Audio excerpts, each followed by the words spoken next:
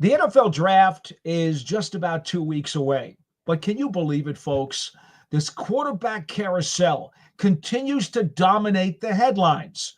We're going to try to sort through it tonight for you as we figure out exactly how the process is working and how it might resolve itself. It's all coming up next on the Big Blue Breakdown Live.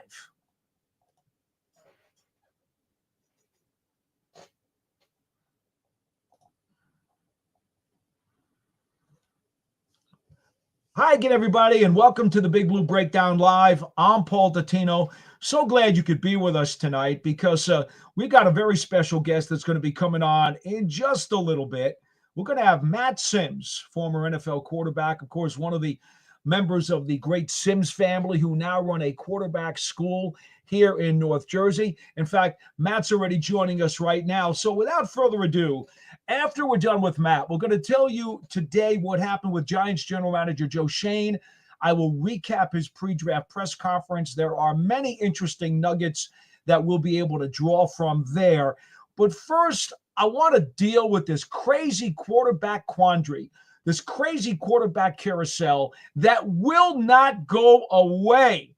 Here we are closing in on the draft, and I bring in Matt Simms of Simms Complete Quarterback. Matt, it's so good to see you again, my friend. How's everything? Great, sir. How are you? Thank you for having me on the show. Are hey, you actually man. there at the facility right now, or is this just a background that you added? Oh, this was a little technological trickery, my friend. Yeah, okay. Although, as you can see from my background, just blank wall space. Well, you know how many people have accused me of actually sleeping and living at the facility for the last 43 years? Yeah, I can only imagine, but I'm sure that's a long list that you got there. Yeah, it sure is. So anyway, you guys, you can always catch Matt on Simms Complete Quarterback, the quarterback school in North Jersey that, you know, he is so much a part of. Him, his dad, his brother, they have gone through so many quarterbacks over the years, young and old, and obviously on Sirius XM NFL radio, we could hear him periodically. I guess it's once a week you're on with Papa now, right? Yeah, once a week, me and Bob, 10 to 12. Yeah, we have a great time on the Airing It Out show, and just really thrilled because my whole career of being in broadcast media started with you covering a game out there at Long Island, which was absolutely fantastic. And now I get to continue that with Bob Papa. So I like my Giants guys who keep taking care of me. Good stuff, Matt. So, hey, you know what? I figured we would start here because your whole family are technicians regarding quarterbacks. And obviously, you know, everybody has a different opinion about these top quarterbacks in the draft. But it would be just too simple and too ridiculous to ask you just to rank them and to say, okay, who's going to go where? That's just dumb. I'm not going to waste your time with that. I want to get into the meat and potatoes of what you do and how it can apply to these guys as they enter the NFL. Okay? Now, first of all, we know that these guys have the combine. We know they have the pro days. We know they have the all-star games. We know they have the 30 workouts that they have to go on. And then they have their individual workouts. So much has been made that the Giants are now working out 3 quarterbacks, going to their campuses and having their own individual sessions. Now, as someone who's gone through this before, you know, I remember you went to a pro day when you were in college before you came out. If you could kindly explain to the fans very briefly exactly what this particular late visit would be about, what the Giants would hope to gain, and what the players would hope to show them this late in the game that they haven't already been able to discern. Yeah, it's a great question. And, you know, what we're getting to, I believe now at this point in the process is the fact that, you know, everyone is just that anxious anxiety, that build up to the day of the draft. It is just, it gets more and more intense because now it comes time where you got to put all of the homework aside and you got to decide, right, what is the decision? Where are we going with our franchise going forward? What is the best route for us and our success, right? For the current coaching staff, for the current management, all that being said. And I think what happens is that, you have this initial reaction to the evaluation process. Then you watch more film, and sometimes those things that you initially thought kind of get flipped on their head. And then later on in the process, all of a sudden you go back to what you originally thought. And then you hear what someone else said on television, and all of a sudden you're like, wait, I'm not sure anymore what I believe. And I think that's really what kind of happens in this process, is that you hear things from others, you accumulated a ton of information on your own, and now a lot of the evaluators start to really question, all right, do I really believe in this guy? Do I really think that he's the guy for us? Have I done enough due diligence in my evaluation process? And for the quarterbacks, I think it's really important for them to be on site at your facility with your whole team, right? With the coaching staff, because you really do want to just get a great interaction and understand how they carry themselves when they walk into the room. Is there a presence? Do you feel their presence when they walk? I know that's like a corny cliche thing, but it's a true thing. You really do have to have some sort of a presence to you to command a room of other grown men who are professionals in their own right, who have worked extremely hard to be there and to stay there. And that's really, I think, what happens at these private workouts now, is that you get the guy in the building, he's separated from the quarterback guru, from the environment that he's very comfortable with at his own university. And now you're taking him away from those things, and you're saying, hey, how does he react being a New York Giant? How does he feel walking around this building, interacting with the people that we have in certain places? And I think really for all the evaluators, you're really just kind of doing that, like that speed dating, right? Do I really feel good about going to work with this gentleman for the next 365 days, 9+ hours a day, getting after it? And is this the type of person that I want to work with? Is this the type of person that I want to have an image or a reflection of myself throughout the rest of the team?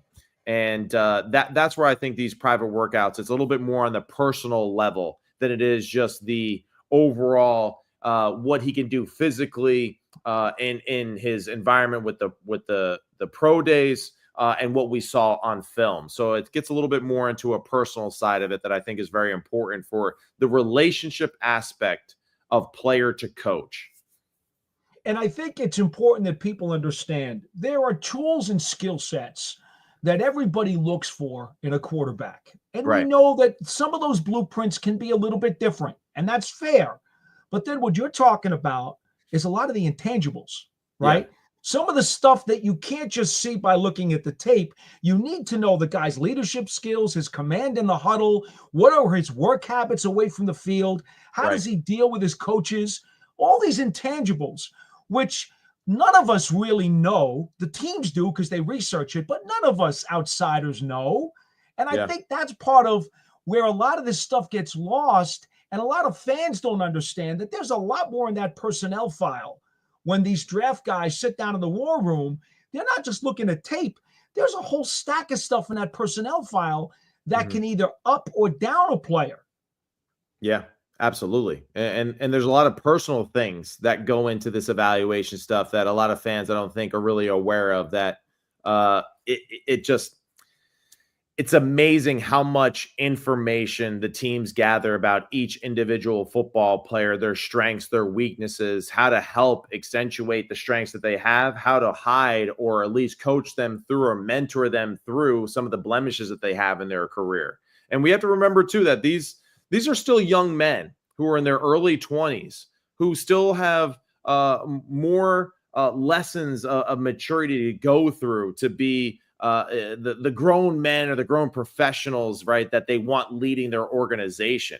And we have so many great examples of that. I mean, even here in the New York area, the Jets alone, we've seen that with Sam Darnold and Geno Smith, and how they went through a lot of tough growing pains, and the Jets helped them become better football players for other football teams. Right. Now, that's something that we don't want the Giants to do with their quarterback pick if they do decide to pick a quarterback.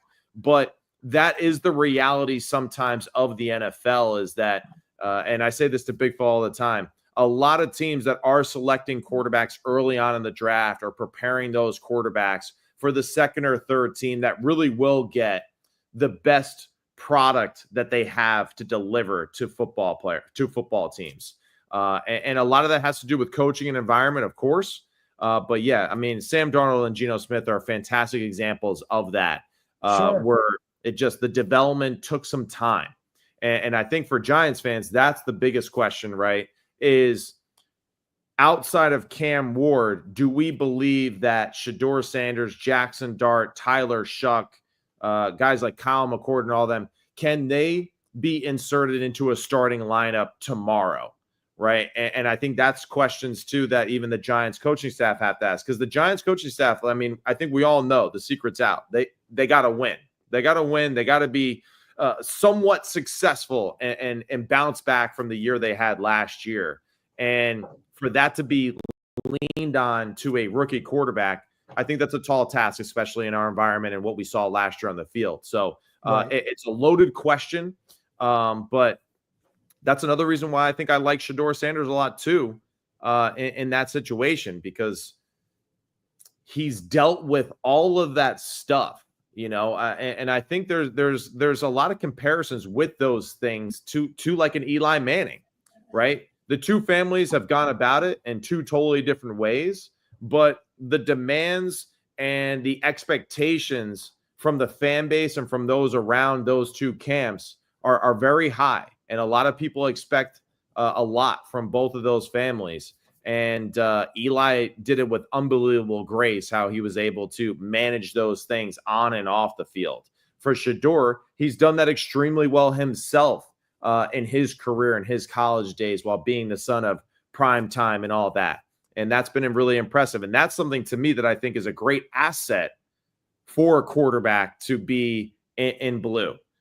Because we know how tough it is to play in an environment like this. All right, so let's assume that Cam Ward's going to the Titans at number 1. Everybody seems to believe that, so I'm not going to waste time asking you about Cam Ward. Okay, that just doesn't make any sense. Awesome now. He is awesome. I get it. And the film is amazing, and I really expect big things from him and Brian Callahan this year for sure. Well, there's no doubt about his toolbox, right? His skill set and his tools. He's got the most complete toolbox of any of the quarterbacks in the class. Is that fair to say? Absolutely. No doubt about it. Yeah, he's in a field unto himself. So let's say he goes 1. Now, we don't know what the Giants are going to do at 3 right now. I still think they go for the best player available, which is going to be between Hunter and Carter, I think. But who knows? But here's what I want to ask you, Matt. Because of your expertise in the mechanics of the position, God knows you've studied it, you've been brought up in it, and you teach it.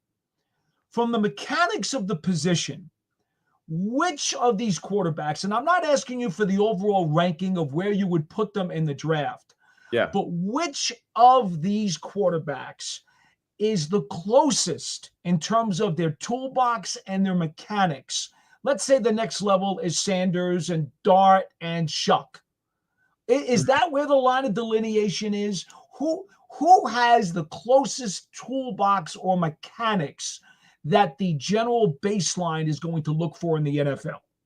Yeah, I think for mechanics and fundamentals of the position, just so like throwing ability, the ability to be deadly accurate, to throw from multiple positions, inside, outside the pocket, all those things. Cam is still number 1, I think, on that list. Right. Another quarterback, though, that I think is very impressive that way is Jackson Dart and Tyler Schough, and I think that's the reason why a lot of people think very highly of them in this draft process throughout as this process continues to unfold. I think a lot of people have realized that Tyler Schough is a really good football player that does a lot of really solid things fundamentally, along with his big frame. Another guy, too, that I think not a lot of people are paying a whole lot of attention to, but definitely fills, right, or checks off a lot of the boxes that you're saying, is Kyle McCord out of Syracuse. Yes! Right? Matt, I love you, my man. Yeah, hey, St. Joe's prep guy. He's definitely someone that I even said to my father not too long ago, but he's a player to me that he has the ability to potentially be a starter in the NFL and a solid NFL starter. he also has the ability too to be one of those guys that hangs in the league and plays 15 years because he's just a reliable, solid upper tier backup that we've seen is so important for a lot of these teams to stay in playoff hunts, to get wins when their starter is banged up. So a guy like Kyle McCord, I'm sure, is probably in a weird way sneaky high on a lot of people's draft boards because he does do everything very well across the board. Another guy that I think fits that same mold is Dylan Gabriel. The only problem I would say with that is other people are going to see the lack of size and maybe physical ability that would maybe push them away from a Dylan Gabriel because he's not the prototypical size, but his arm strength is definitely above average, and he has played a ton of football. The experience level is at a very, very high. I mean, we're talking about a guy that's got at least 5 years of like starting quality reps. And he's been the guy at every school that he's been at. So he's very comfortable being the man in charge. He's very comfortable being able to be a great leader. He has a good presence on the field, but his lack of size would be something that maybe some coaches aren't as excited about. The same way that some guys had Kyler Murray as the best pick in the draft when he was coming out, and others did not see it that way at all either because of that inability to be big on the football field physically. So those are a few names that I think are guys that are really high quality football players that might not have the same sex appeal as some of the other guys that are potentially going in the first round, but definitely have the ability to be very productive NFL football players. Well, you also get the opposite poles of feelings about Jalen Milroe, right? Right. Because his legs are unbelievable, but he's so erratic. Even though he's got a cannon of an arm, he doesn't know if the ball is going to Queens or Brooklyn. Well, I mean, some would say it's still New York, so that's good. But you're right, and I think Jalin, he's an interesting prospect. As I watched the film, let me a little bit just 2 years ago when he became the starter, and it was like a known thing there in Alabama. I told my father, I said, "Hey, if this kid develops." I said, he's for sure a first-round quarterback. I said, because you get the raw physical ability. He's athletic. He's strong. He's a good leader. He's got a rocket for arm. Can he develop just the rhythm of playing quarterback and being a drop-back passer and making just constantly good decision after good decision? And unfortunately, I think with the change in coaching and all that, we saw the physical abilities still every week when he played, but didn't see the growth and the development as far as how he processes information, making good decisions consistently, right? Knowing when to make those critical throws in certain situations, when to check it down. But as far as just raw ability goes, he's very similar to me to like a Joe Milton was 2 years ago, where he has the ability to be a top 5 quarterback physically. The question is, can you get him enough reps for him to become the guy that actually does take the majority of the snaps for you under center? Well, I think, Matt, part of the issue is when you take one of these guys, and we all know that the earlier you take them, the less patience there is for the fans and for organizations and for the media to get the guy in the lineup. Yeah. And as you just talked about some of these second level guys who are going to need polish and development, I've always said I wish that every rookie quarterback would get to sit for at least a year. Yeah. But I wonder how much more difficult does that make the projection?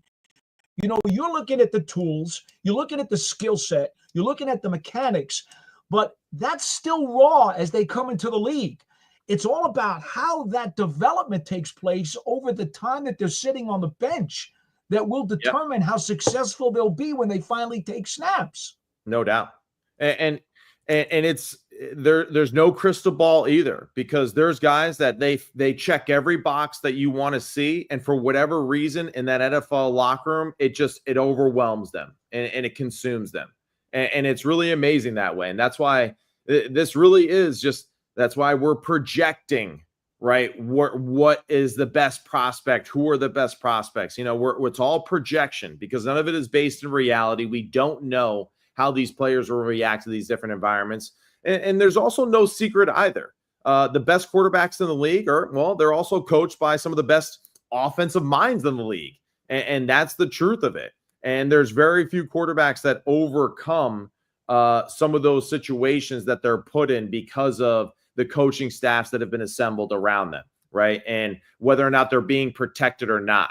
Even for Daniel Jones in his situation, Daboll is a great offensive coach. He knows how to help his quarterbacks, but when you can't protect him well enough, there's other issues and other things that are happening to the quarterback because, it's like he's got to look at both sides of his helmet to make sure that he's not being crushed as he's throwing the football to make that big mistake, and that's where it's so difficult to predict these things because Daboll was the right guy for Daniel Jones. Daniel Jones and Daboll really were a match made in heaven, but the other issues that surrounded the team during that time frame, it didn't allow Daniel to continue to grow in an upward trajectory. And that's really the biggest thing is like, if you're going to draft someone like a Shedeur Sanders or a Jackson Dart, or even let's just say a Jalen Milroe, you really have to have the plan in place and stick to it.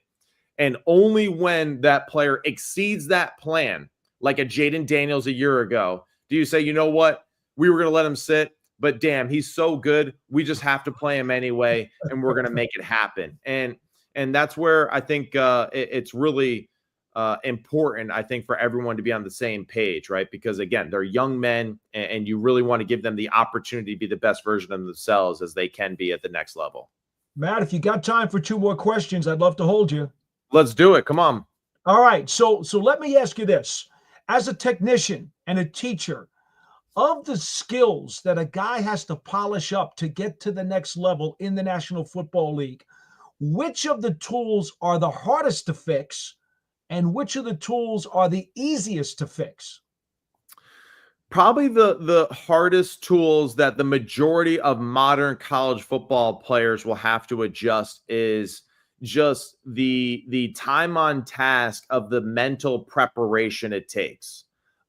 Because the installs for your offense are so it's so deep. The depth of the offense is week to week. 1 week we see this coverage, so we're going to attack it this way. All right, hey, the next week we don't see that coverage, so forget all that. We're starting over. We got a new attack point that we got to go, and that ability to learn quickly, retain the information, then be able to do it physically at a very high level, to erase all that stuff and then start all over again and continue to be that way for multiple weeks throughout the year. That I think is the biggest jump for the college football players, because college football, we all see it. A lot of it is, let's look to the sideline. Yep, coach said it's okay. Here we go, said Hut. It's like, no, that's not the case anymore. You have to be able to identify whether it's an over and under front. You got to identify where the safety or the linebacker position is to make a check, to can the football play to another play. Is a single high? Is it middle field open? Or are we going to run the ball versus this look? Are we going to pass it versus this look? What are my coverage indicators and nickel and all? So it's just the information is just, it's so much and it's so time consuming. How these players go about dissecting that information is so critical. The other part that I think is easier for most of these young football players is when you get around pros, you start to see how, I don't even waste time with that because I know these guys are too good for that BS. Here's the read. 1, 2, check it down. Next play. Let's keep going. Mm-hmm. We can't hang on to the wow splash play every single play. Now with Caleb Williams, we saw that last year. We saw at times he was trying to make these wow splash plays when you knew at that time in the game, it was like, hey, just punt the football and let's play field position and be tough. Let your defense do their job, get the ball back and take control that way. And that's where I think these quarterbacks now, when they see veterans do it, like even, let's just say one of these young quarterbacks, when they get around Russell Wilson, Jameis Winston, and even Tommy DeVito, they're all going to be shocked with just like, wow, like they really think about football much more advanced than what I'm used to in college. And I think it's really important because it really is just a total switch of that mental gear of, yeah, hey, don't lose sleep over the one throw that you missed, right? You got to learn how to manage the game, manage the team, manage the situation of a bigger picture. And that's why so many of us say this, oh, don't be a game manager. No, BS. Be the best game manager you can be. And that will allow you then to show off your unbelievable skill set in critical situations when it matters the most. Like we see with Patrick Mahomes. Patrick Mahomes isn't a scrambler, but yet for some reason in every critical situation late in a game, there he is scrambling for 25 yards in the most crucial point because he knows, right? He managed the situation. He survived. All right, now it's a critical. They're going to make sure that they cover everybody. Okay, no one's covering me. Take off and go.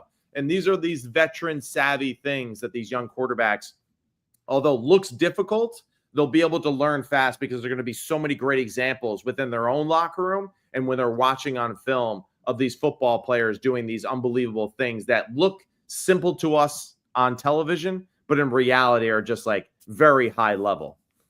Now, I don't know how much you've watched the Steelers in the last year, but I'm going to ask you a final question about Russell Wilson because he's now the Giants starting quarterback. And for better or worse, he's going to have to do what he can to get the Giants as many wins as possible.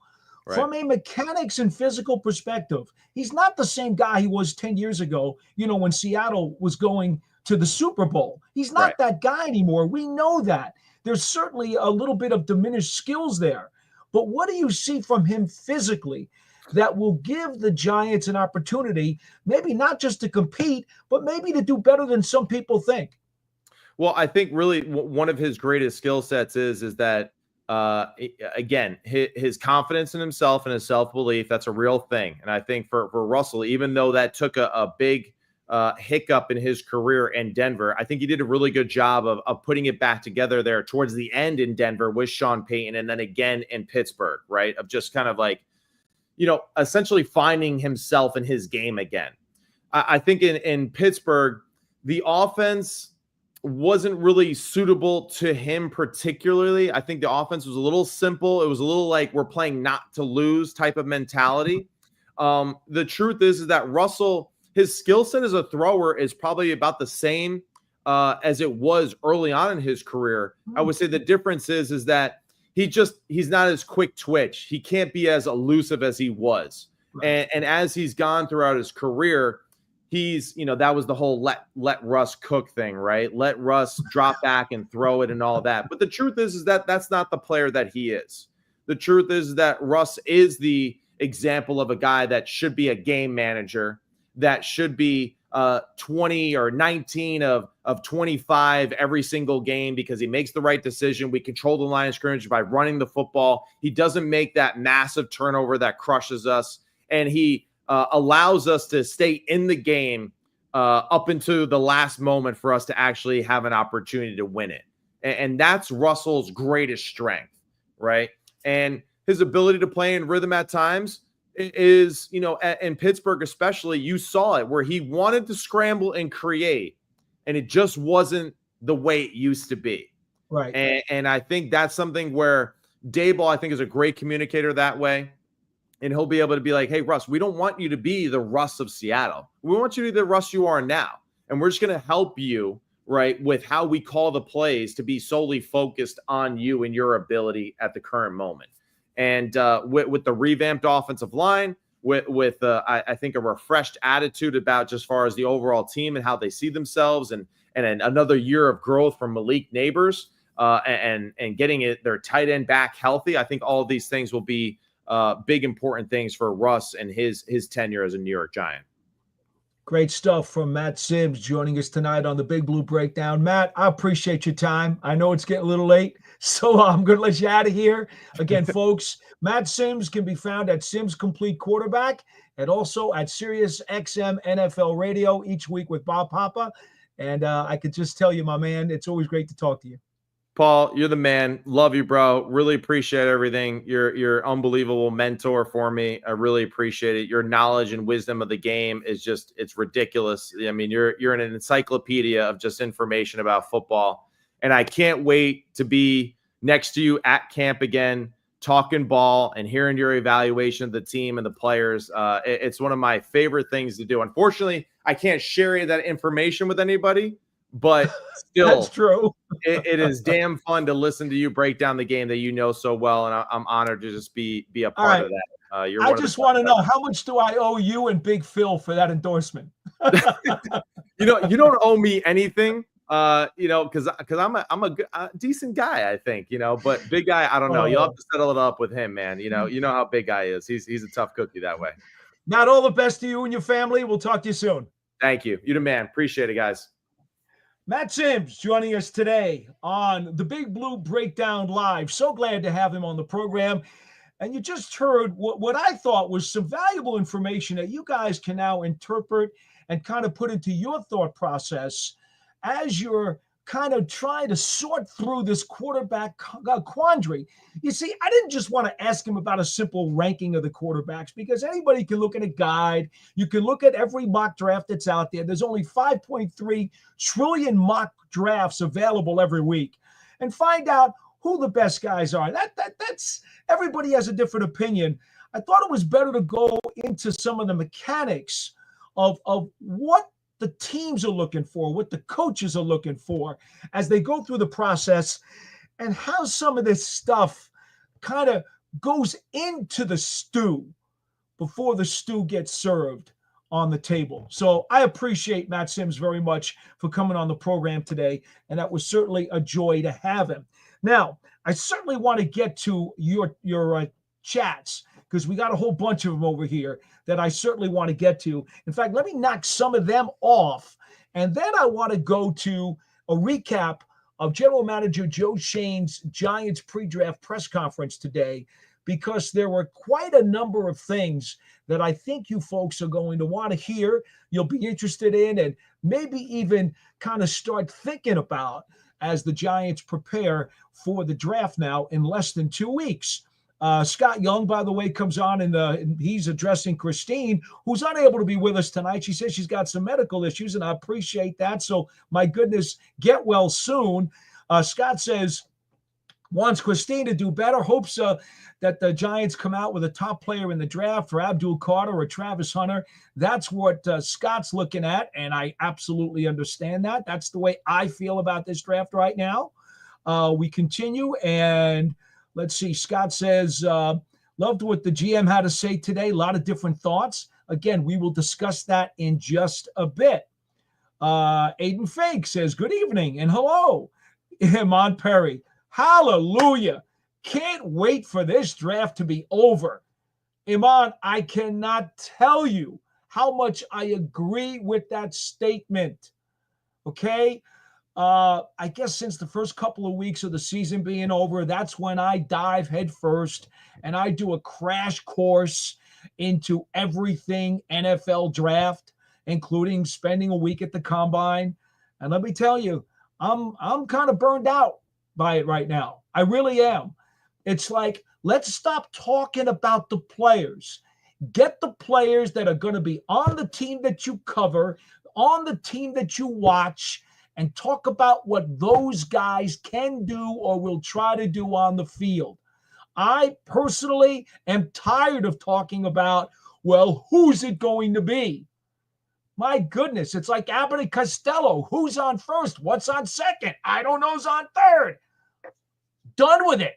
Let's just get the roster finalized, get those 53 butts on the field, and play ball.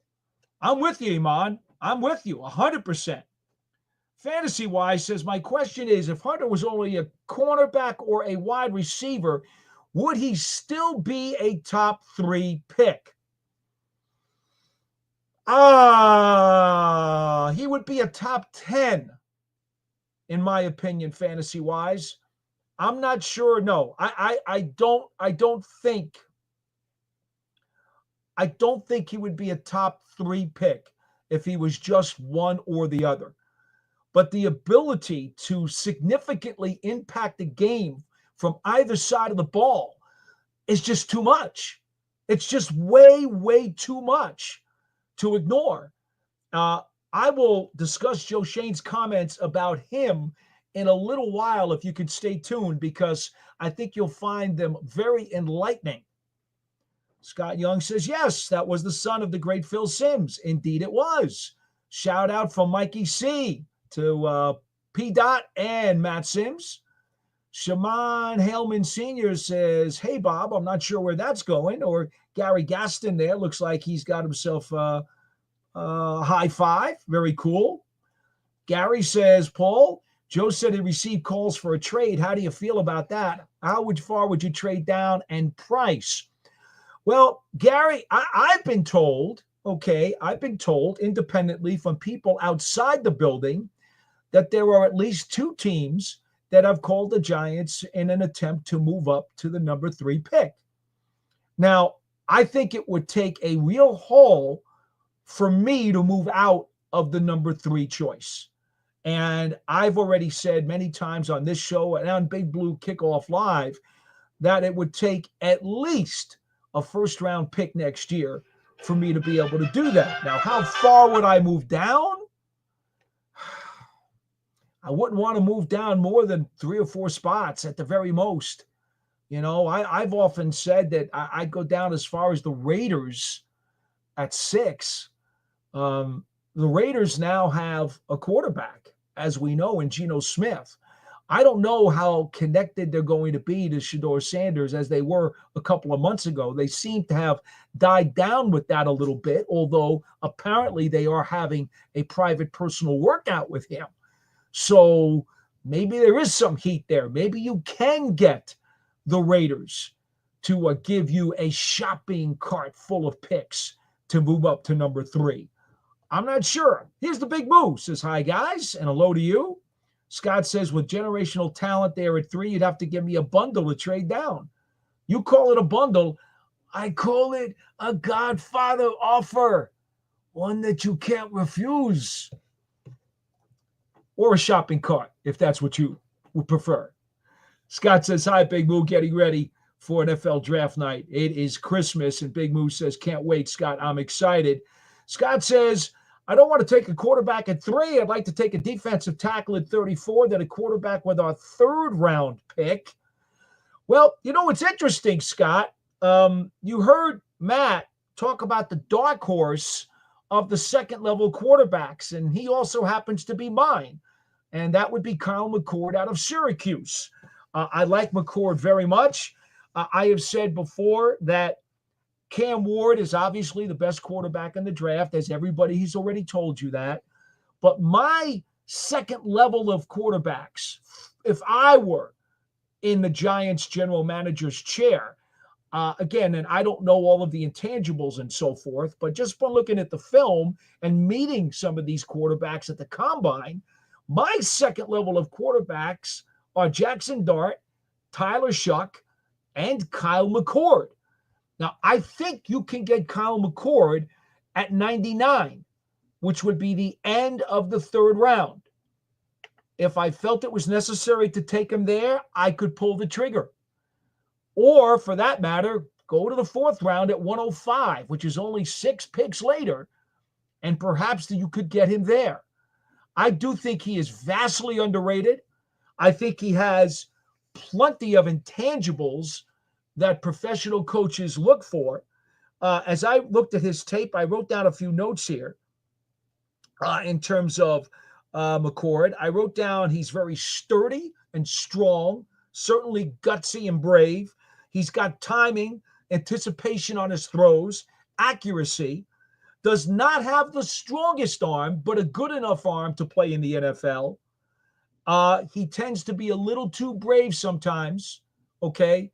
He will run into traffic while extending a play, and sometimes he'll hold on to the ball a little bit long, or maybe force it into a spot that might be a little tight, so he can get a little too brave, but you can always coach that out of him. And he's not a big scrambler. He's not a big runner. He's a pocket passer. But you guys, if you know me, you know I'm always going to be preferential to pocket passers. That's just the way it is for me. I like pocket passers who have escapability as opposed to mobility. Those are two vastly different things. And as far as I'm concerned, there is no question that Kyle McCord has enough escapability and his leadership skills and his assertiveness and his command. These are all huge pluses for the Syracuse QB. So in any event, no, I would not take a quarterback with the first third rounder. I'd like to see if I was going to take one at all. And as you probably also know, I think as you look at these options, one of the viable options is you don't take one. We'll talk about that in just a minute because Joe Schoen did address this issue during his presser. But yeah, I'm thinking you don't have to take a quarterback until late third round, early fourth, if you don't want to. Iman Perry says they better get Shedeur Sanders. Everybody's entitled to an opinion, no question. Captain America says Abdul Carter, the pass rusher, is going to dominate. We need to bring back Giants football. We have a golden opportunity to have an elite defense. Captain America, that is exactly why the Giants need to take the best player available at number 3. At least that's what I would do if I was in the chair. And I don't think there's any question that the guy who's left on the board between Hunter or Carter is clearly going to be the best player available on the board. I mean, I've been saying this for months. I'm glad people have hopped onto the caboose. It's a long train, and they're really way behind the engine on this one. But the caboose is getting really crowded, and people are finally starting to understand that Carter or Hunter make a whole lot of sense. Scott Young says, remember everyone, players like Warren Moon, Brett Favre, and the great Joe Montana were not first-round draft picks.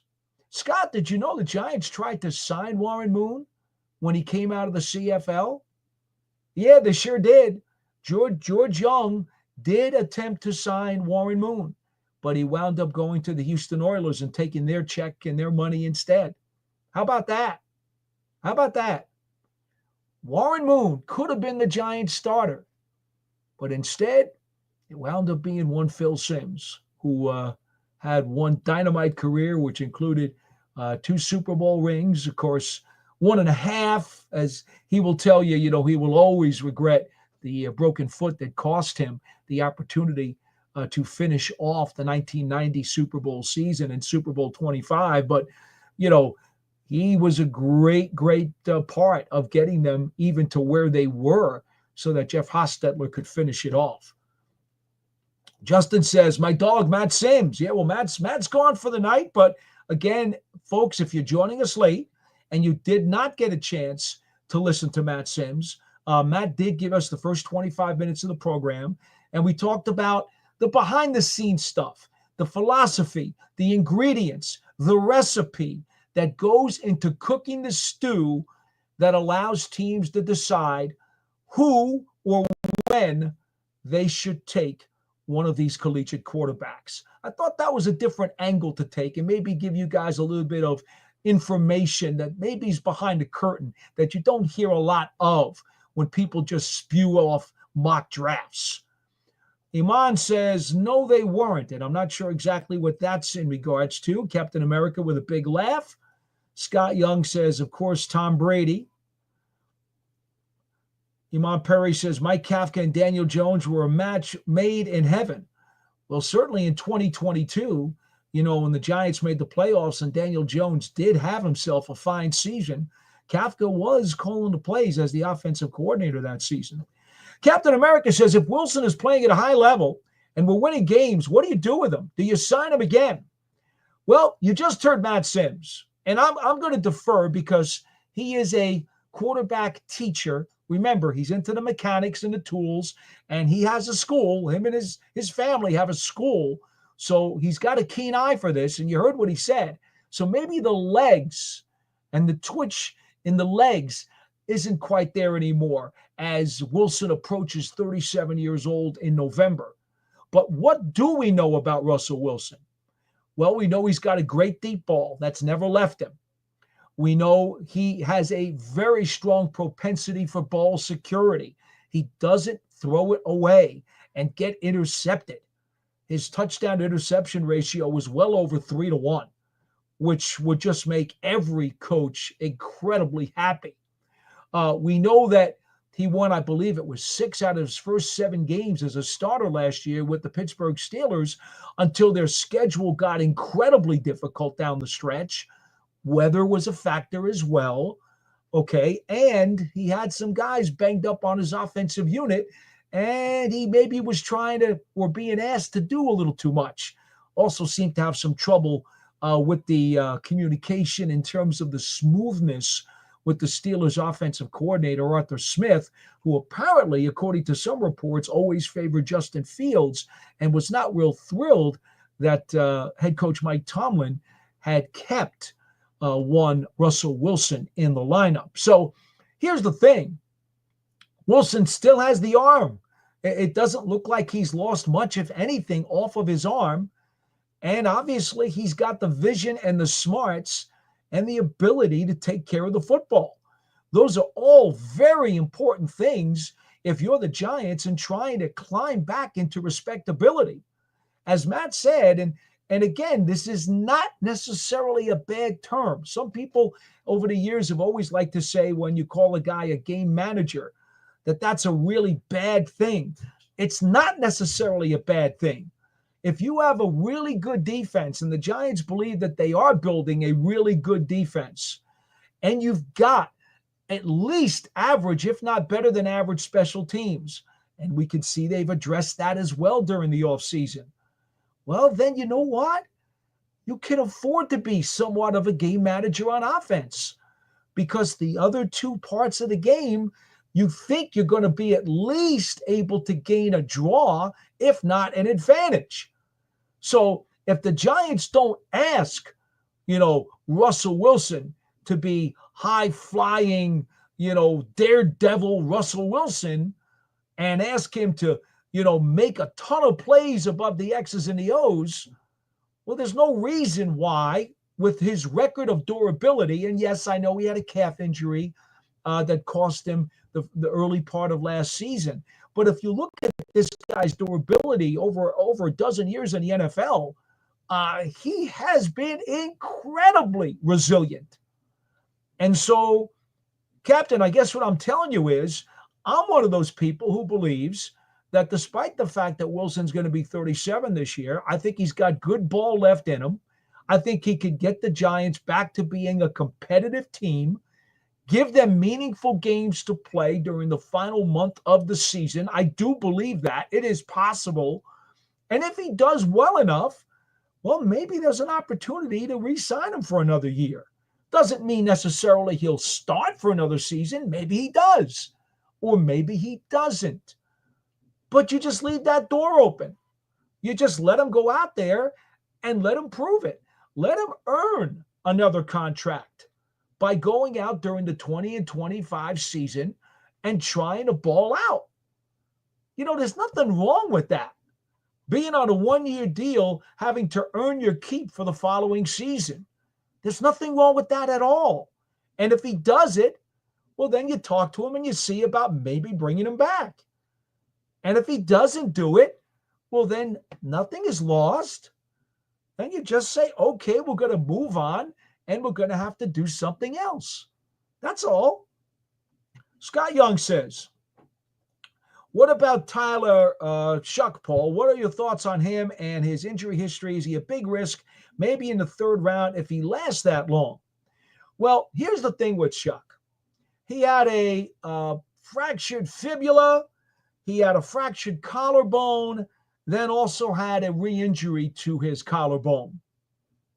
Those are the 3 injuries he had. I spoke with him at the Combine, okay? He said that teams in their interview process with him while they were in Indianapolis did not seem to have much trouble with his age, because we know he's a little bit older. He also said that teams did not have much trouble with his injury history because these were not the kinds of injuries that usually become habitual.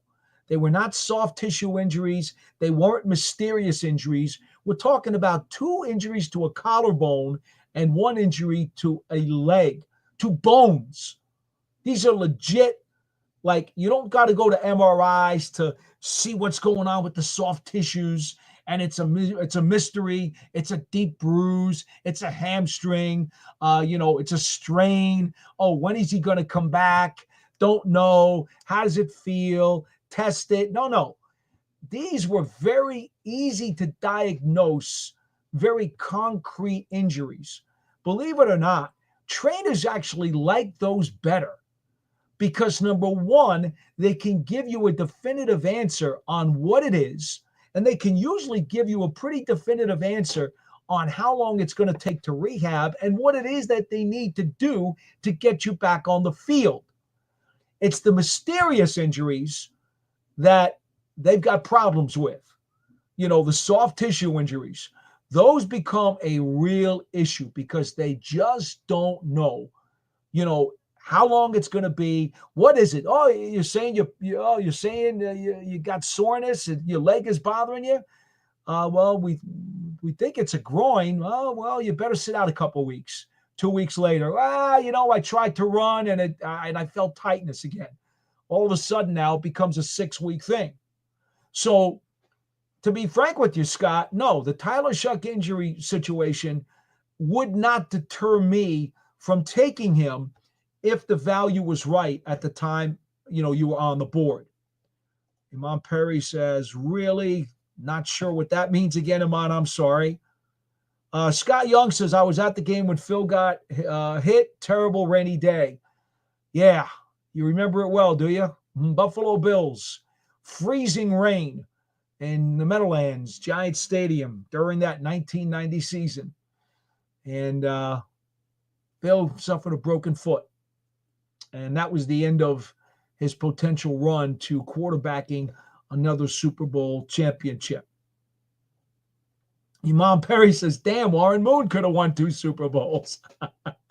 Hey, but you know what? Warren's in the Hall of Fame. So I think it's okay. Moon on offense, LT on defense. Man, he says. That's funny. Yeah, C-Mac the cable guy says, yeah, Bruce Smith got him. Yeah, he certainly did. It wasn't good. It was not good. I remember when that injury happened, most of us, although Jeff Hostetler was the backup, most of us thought that this is going to be a huge problem because you just don't know what Haas is going to bring to the table. And, of course, the Giants had, a few more games to go. They had to go through the playoffs if they were going to get to the Super Bowl, and you just didn't know. The ironic part about it is, though, C-Mac, and this is kind of wild, going back to that game, there were a bunch of Giants players who, as they progressed over the ensuing weeks, and they'll say it to you to your face if you get a chance to ask them today, they would say to you that the style of quarterbacking that Hostetler used, he was much more mobile than Phil Simms at that point in Phil's career. Haas used his legs very, very effectively and was also able not only to run, but to throw on the run. And it gave teams a lot more trouble. It really did, because Haas had that ability to escape pressure a little bit more than Phil did at that point. Phil had been much more of a running quarterback early in his career when he suffered a slew of injuries that nearly sidetracked everything that he would do in his Giants future. And by this time, Phil was much more of a stationary pocket passer. Anyway, of course, Hostetler wound up leading the Giants to the Super Bowl.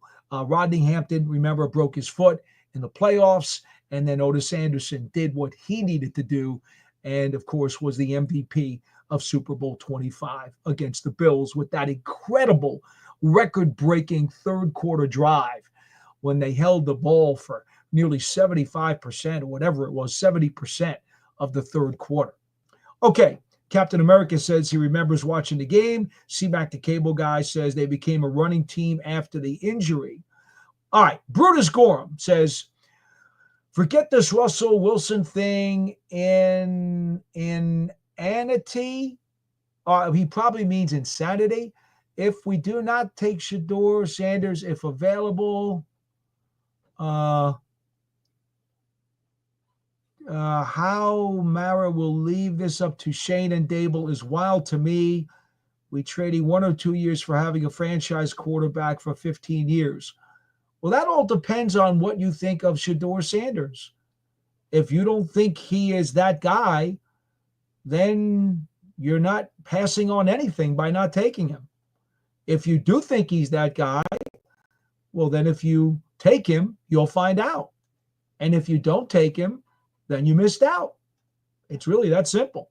Again, I want to read you guys some notes that I took from Joe Schoen's press conference today, and that's going to be pretty awesome stuff that we'll be able to discuss as we go through.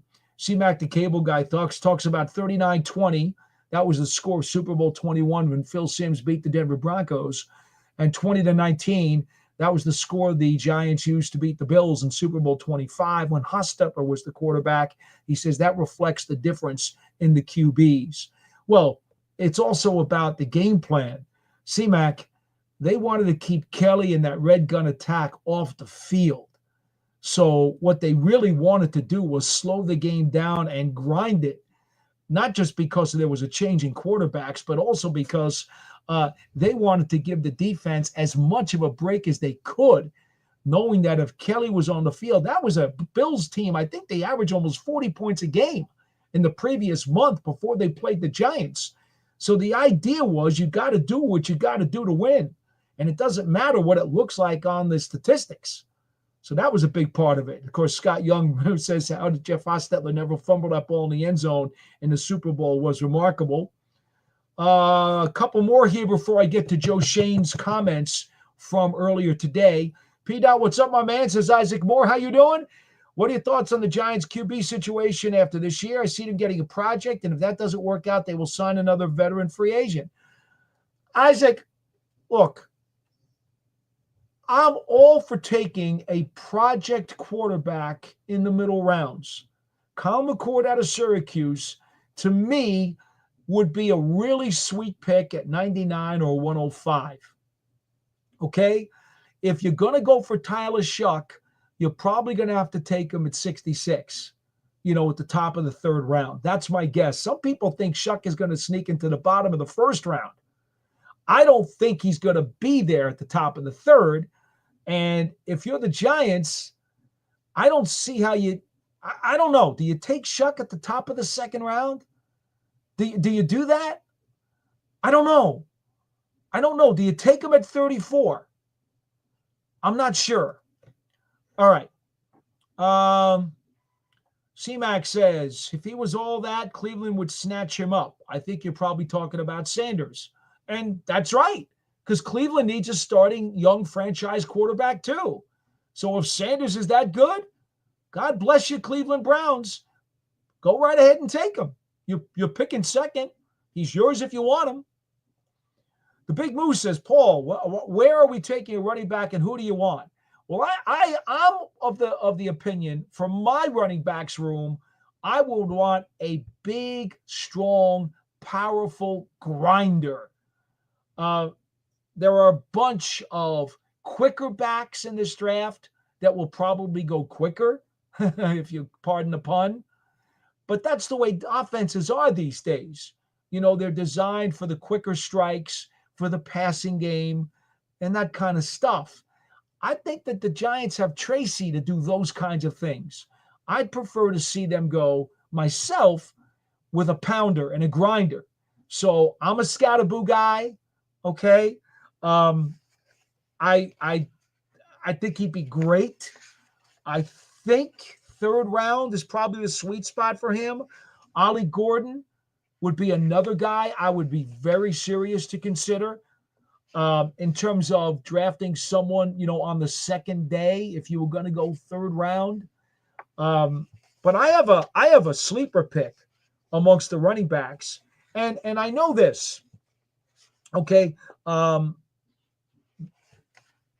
Johnson out of Iowa doesn't play quite to the physicality of his dimensions and his frame. Now, remember, Betts, the former Washington then Redskins running back, is now with the Giants as a running backs coach, and he was the running backs coach in Iowa last year. So he and Caleb Johnson are as thick as thieves.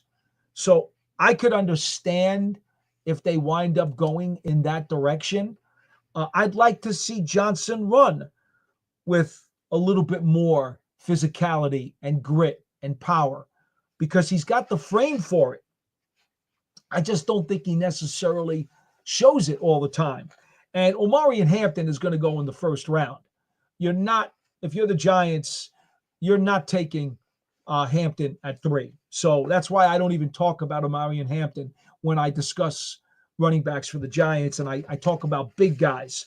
Obviously, Quinshawn Junkins out of Ohio State. He's a power back. There's no doubt about that. And then I've got a sleeper back, and I've talked about him before on some other programs. I don't know if I mentioned him on the Big Blue Breakdown, but I have on Big Blue Kickoff Live. Kalel Mullings. They call him the Mulldozer. He was the starter for a number of games this year at the University of Michigan. 6'2", 230 pounds. He runs angry. He's got a hot motor. He's got the frame and the sturdiness and the physicality to grind it out. Now, he's a former linebacker who was converted to running back and basically sat on the bench for the first few years of his career at Michigan, where he was a backup and didn't see a lot of time. This year, they gave him the ball and gave him a lot of time, and he produced, and he was a real pounder. Now, here's the thing. He's a little bit raw because he didn't have a lot of college snaps. He does not have great speed and long speed to break a 50-yard touchdown. He does not have great jukes to fake people out. He runs over people. He runs through people. He is a force. He is a physical force. I think he'd be a great fit for the Giants running back room late in the draft.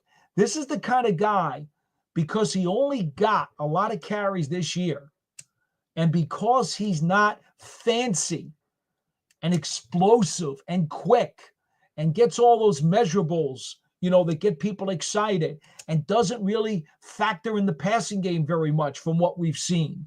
Well, for that reason, you're going to get him late on the third day. I think you could easily find him in the 5th round and maybe the 6th round. Now, the Giants don't have a 5th rounder, so they'd have to wait till the 6th to get him. But I think they could.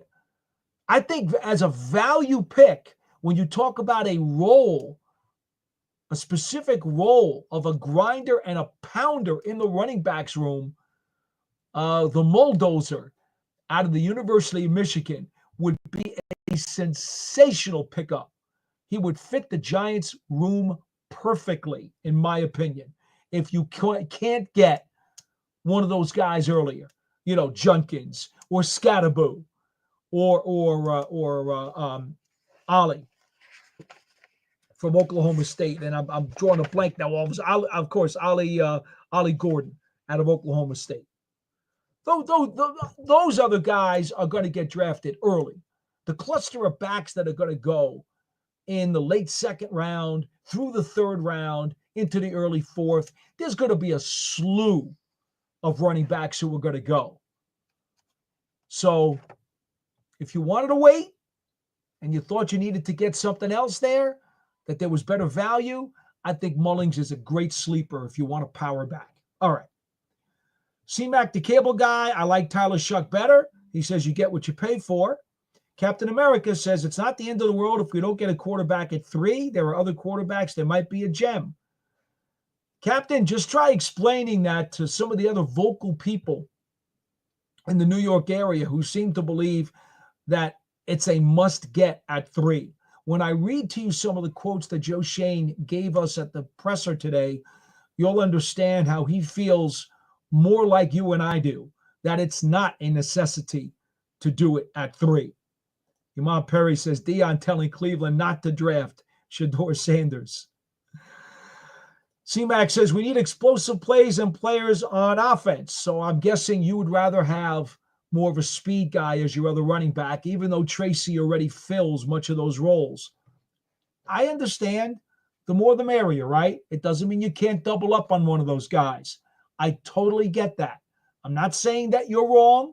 I'm simply saying that I prefer to shop for an apple, and right now you've got an orange and you'd like to grab another orange. That's okay. There's nothing wrong with that. Isaac Moore says the guy out of Michigan too. Isaac, you know about the Bulldozer, huh? He's something else. Scott Young says, is there a Brandon Jacob anyways in this draft? That's the guy we need, a big-time bruiser. Well, Brandon Jacobs was a very unique. He was a unicorn, right? Eddie George, was one of those guys.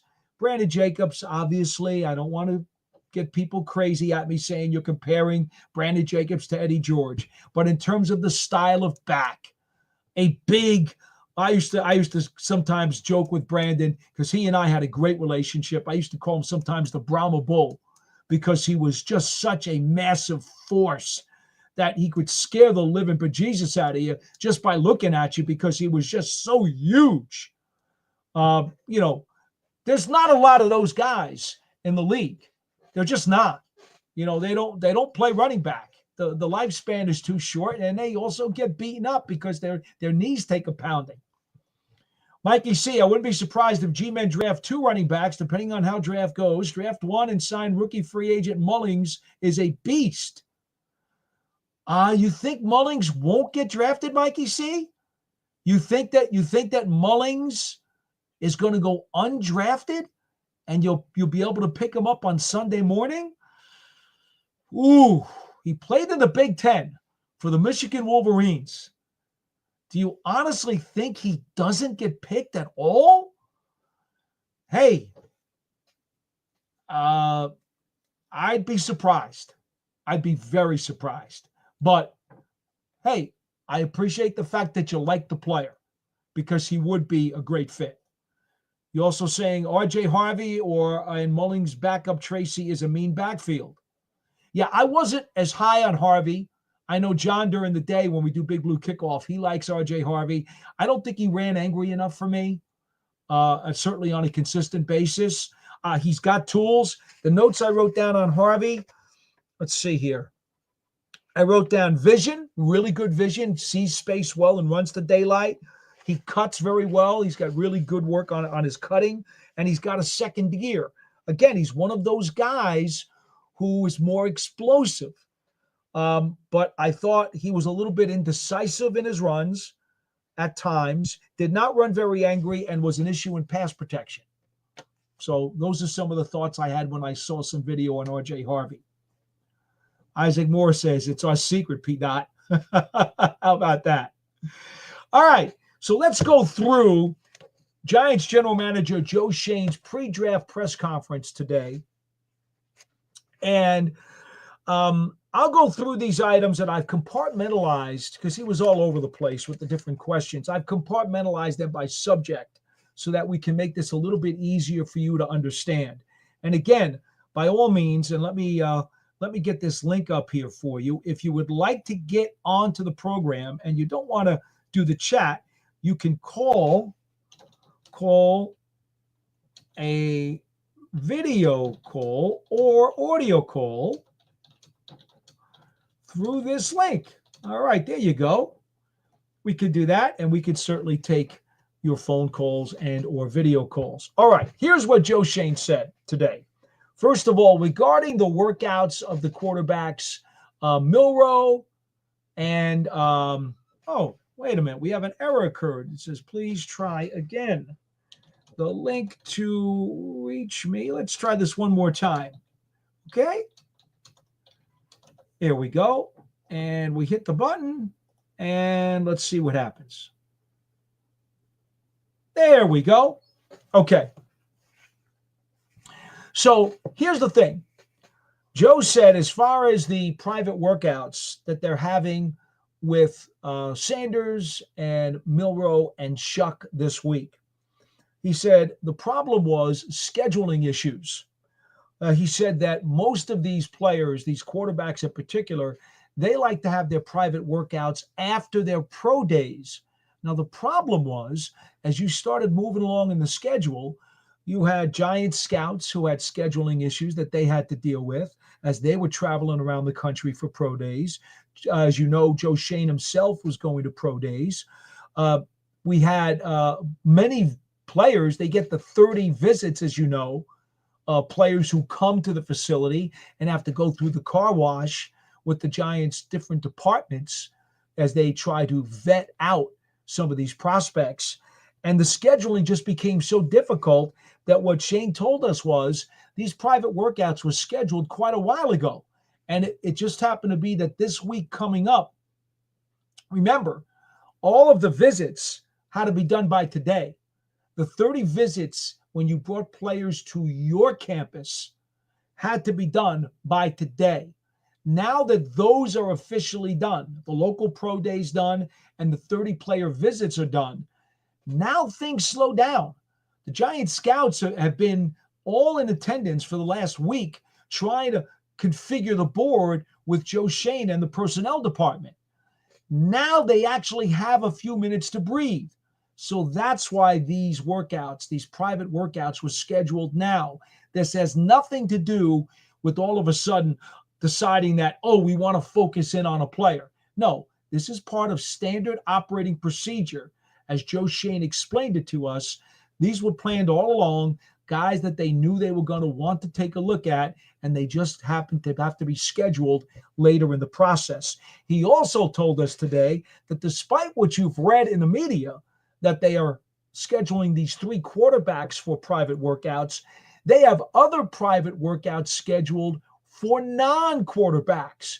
And of course, all the jaws dropped from the media in the room because they had no idea that there were non-quarterbacks also getting workouts. Shane was not about to tip them off and tell anybody who those other players were, but he did say, oh yeah, we got more private workouts and some of them are not quarterbacks.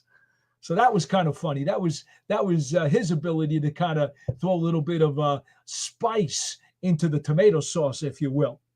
All right, so let's talk about what Joe Schoen had to say about the quarterbacks in today's pre-draft press conference.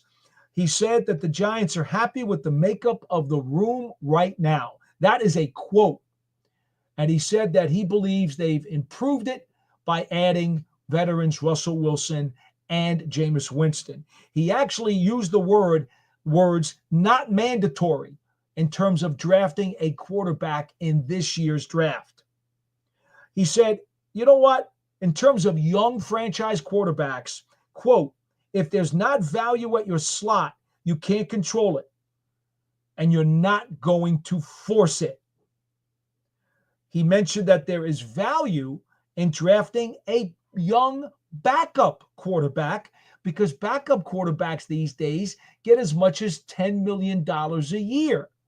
So he said, you know, if you draft a backup quarterback in the middle rounds, you've got a guy who may have some future prospects, but at the same time, if he shows that he's good enough to be a really good backup, you're also saving a lot of cash because you're getting him on the cheap on a rookie contract in a middle round, and you don't have to go and spend, between, I believe he used the numbers between $4 and $10 million a year to go get a veteran backup. As you know, the Giants signed Jameis Winston just a short month or so ago, and Winston's deal, I believe, is 2 years for $8 million. That's $4 million a year right there. Well, if you draft a quarterback in the 4th round and you think he's going to be at least good enough to be a backup, well, guess what? You're going to get him for a heck of a lot less than $4 million a year. So Shane said there was value in drafting a backup young quarterback if you so saw the fit and the value at the spot. Again, his words were, you're not going to force it. So that's basically what he had to say about the QBs. Talking about Abdul Carter, he said he's getting a full medical report tomorrow from the Giants medical staff. Remember, the rechecks for all the players who had injuries discovered at the combine, they had to go back to Indianapolis last week for 2 days of medical rechecks. Abdul Carter also took a visit with the Giants late last week and spent a great deal of time at the facility going through interviews. And Joe Schoen did say that Carter is running right now. Remember, it was discovered that he had a stress reaction in his foot at the combine. So according to Schoen, he said, I don't think there's going to be too much room for pause in terms of taking Carter because of the foot injury. But he did caution that he would be getting a full medical report on Carter's foot from trainer Ronnie Barnes tomorrow when he met with him, undoubtedly to talk about any of the players that the Giants had already discussed, in past conversations and had medical issues that needed to be double checked. Okay, so that's in terms of Carter. Also, in talking about Abdul Carter, saying it will not be a problem getting him on the field, understands that you can never have enough pass rushers, and they will find ways to play him if he gets drafted this year. Clearly, as I've been telling you all along, and I have no idea where the rumors came out that some people were suggesting the Giants should or may trade Kayvon Thibodeau, which of course makes absolutely no sense whatsoever. Thibodeau had a very quiet season last year, did not do very well statistically speaking, had a month plus that he missed because of surgery on his fractured wrist. Kayvon Thibodeau's value right now in the trade market is at an all-time low. So you never trade a player, especially one who had 11 and a half sacks the year before. You don't trade him when his trade value is at an all-time low. If you want to move him, if you do, I would not. But if you wanted to move Kayvon Thibodeau, you hope to get him on the field this season, get him back to double-digit sacks. And then if you wanted to move him, you think about doing something then. To the people who say that if you draft Carter, you have no room to play him, and you got to move Thibodeau to create space for Carter, that is a complete and utter misdiagnosis and a fallacy. There is absolutely no reason why Carter, who played his first 2 seasons as a linebacker at Penn State, could not be on the field together at the same time with Thibodeau and Burns. You can also put the 4 backers on the field. He would actually take snaps away from Micah McFadden, is what he would do. Because you'd have Okereke in the middle, you'd have Thibodeau and Burns on the outside, and you could have Carter taking Micah McFadden's role. So, again, McFadden has been a great value for the Giants. He's a really good guy, terrific teammate, breaks his butt. But the truth of the matter is, if you draft an Abdul Carter, you're certainly going to get him on the field. And you're going to get him on the field a lot. And that's the place that he would fit, unless he was spelling Thibodeau or spelling Burns and giving them a rest on a particular series where he's filling in one of the spots on the edge. Now, remember something. Carter at the moment is not a finished product. As dominant as he's expected to be, coming right out of Penn State, Carter is a ferocious pass rusher. His play against the run game is going to require a little bit more work and polish on his shedding skills. He's going to have to get a little more power because he's going to have to take guys on as he tries to make tackles in the run game. That's the part of his game that's going to have to be enhanced. But again, you're going to have the ability to find snaps for him. And Joe Schoen made it very clear today that that is not an issue for him at all. So if that's the reason that you want to trade Kayvon Thibodeau, wipe that off of your ledger. That's not a valid reason as far as the Giants are concerned. All right, let's talk about Travis Hunter. Joe Schoen said, quote, he can do it all. Another quote, I wouldn't doubt him because of all of his physical tools. Another quote, it would be hard to keep him off the field. Now, basically, what Shane said is that he believes that Travis Hunter actually could play some on offense and some on defense while he's in the National Football League.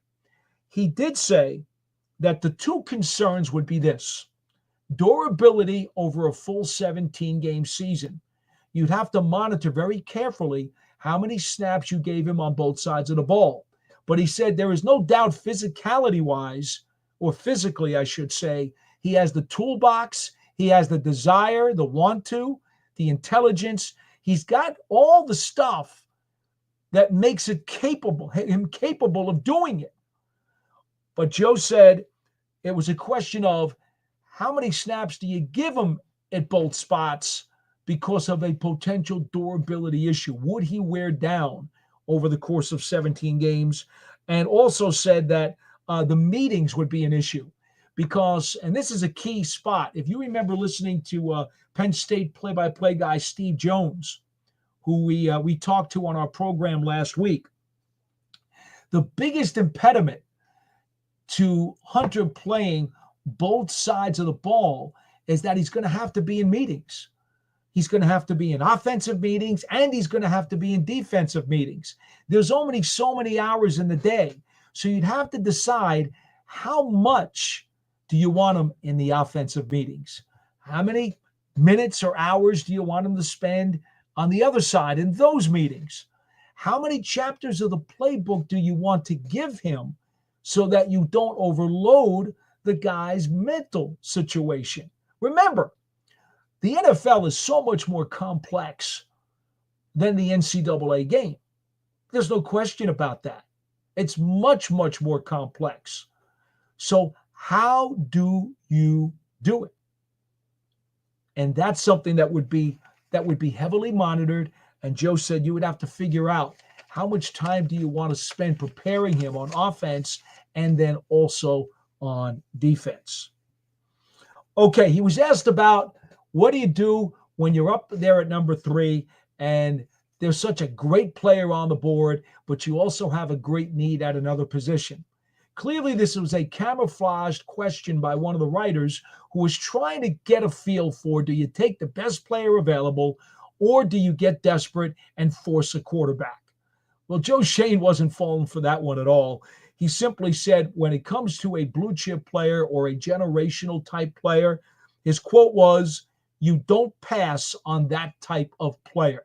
End quote. That's pretty straight. I don't think you're looking at any misdirection on something that simple. Joe Schoen was asked about the possibility of a trade.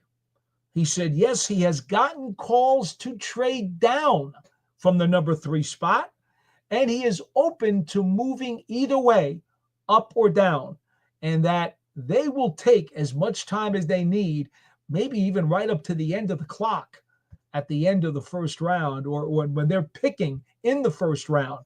He said, we'll use up all the time. They're in no hurry to do anything early because they want to be able to at least maximize their options.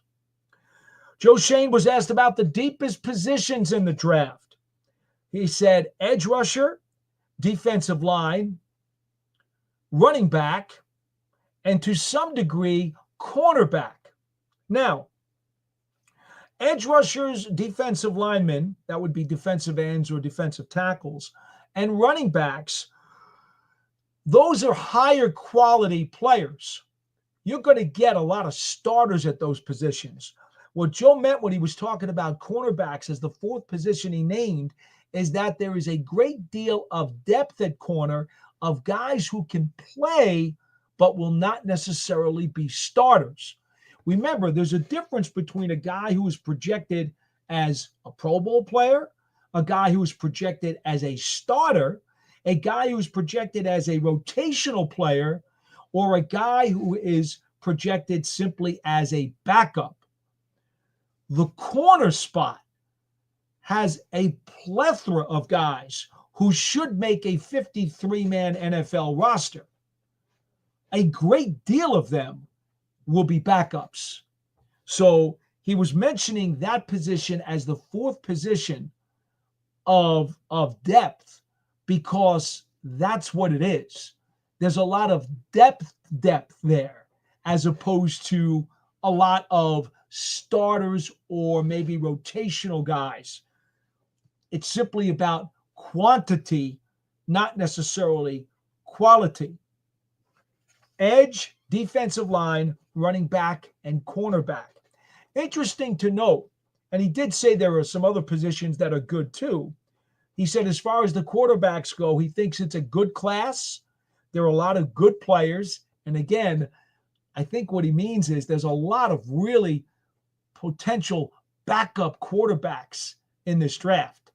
I've talked about this since the combine with a number of our draft gurus who came on to Big Blue Kickoff Live.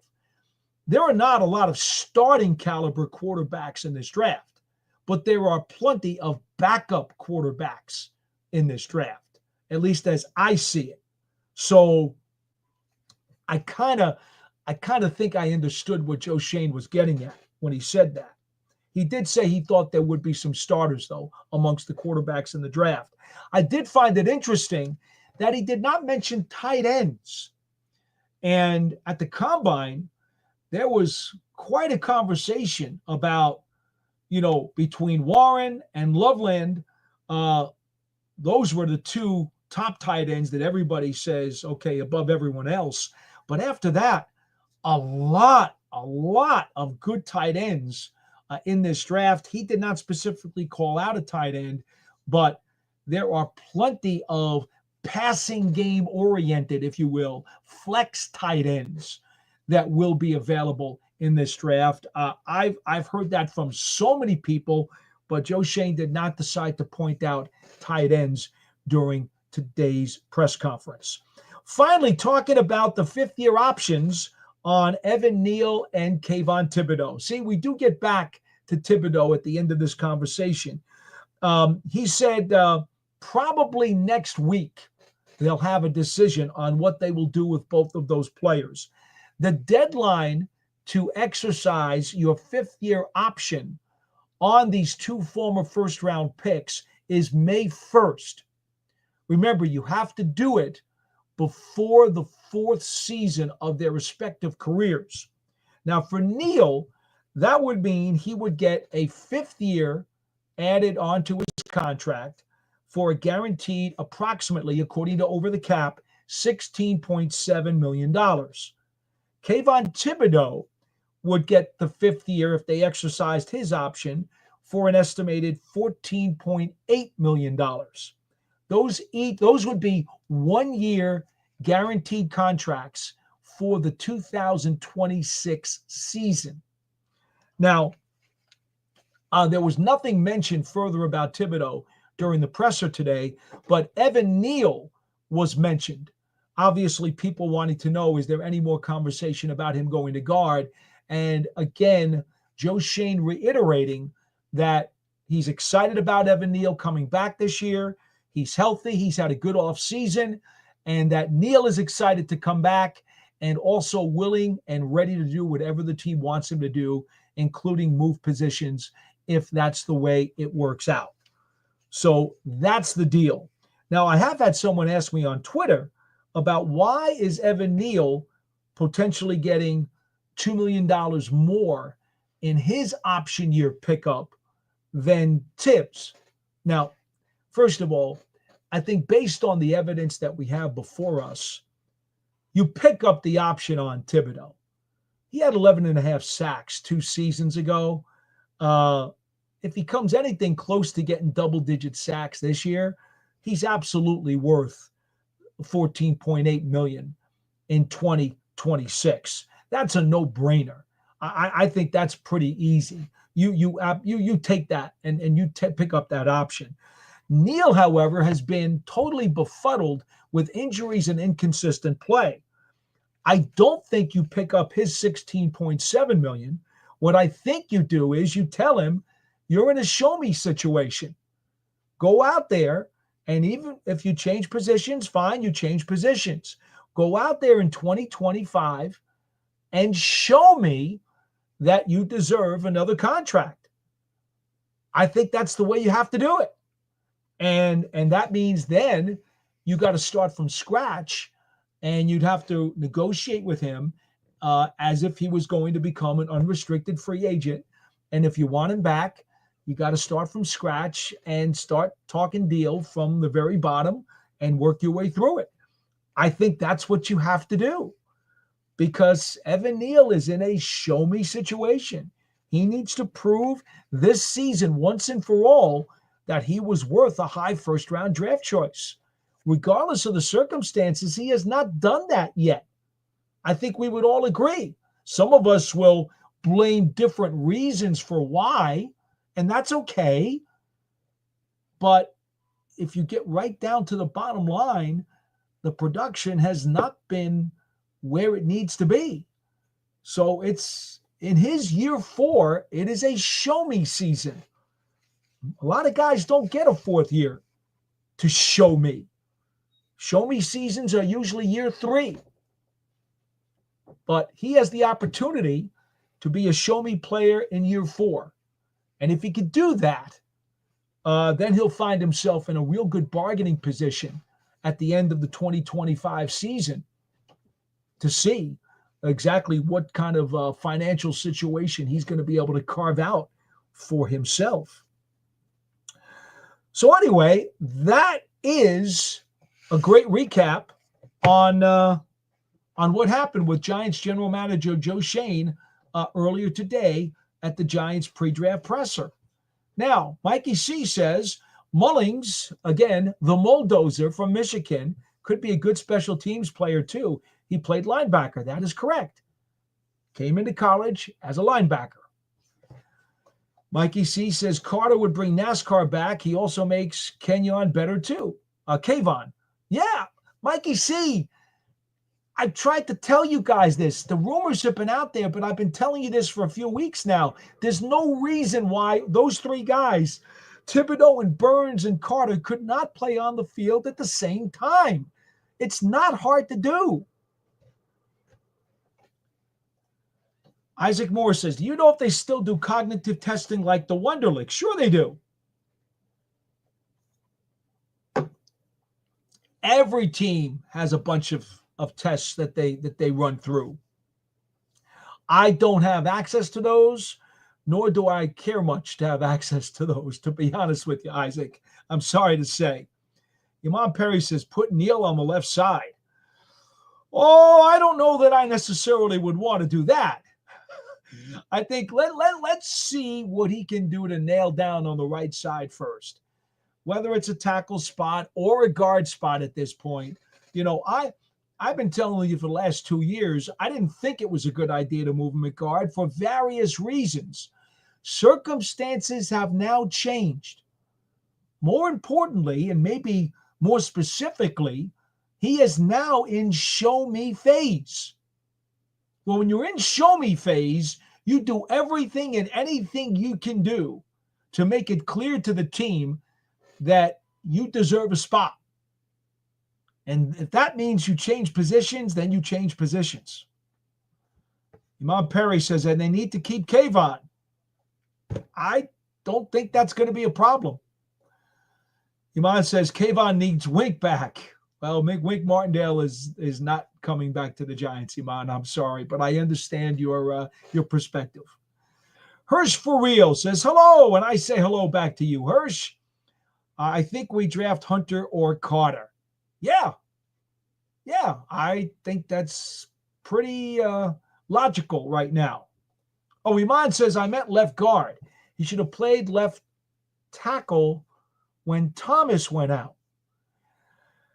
You know, here's the problem, Iman.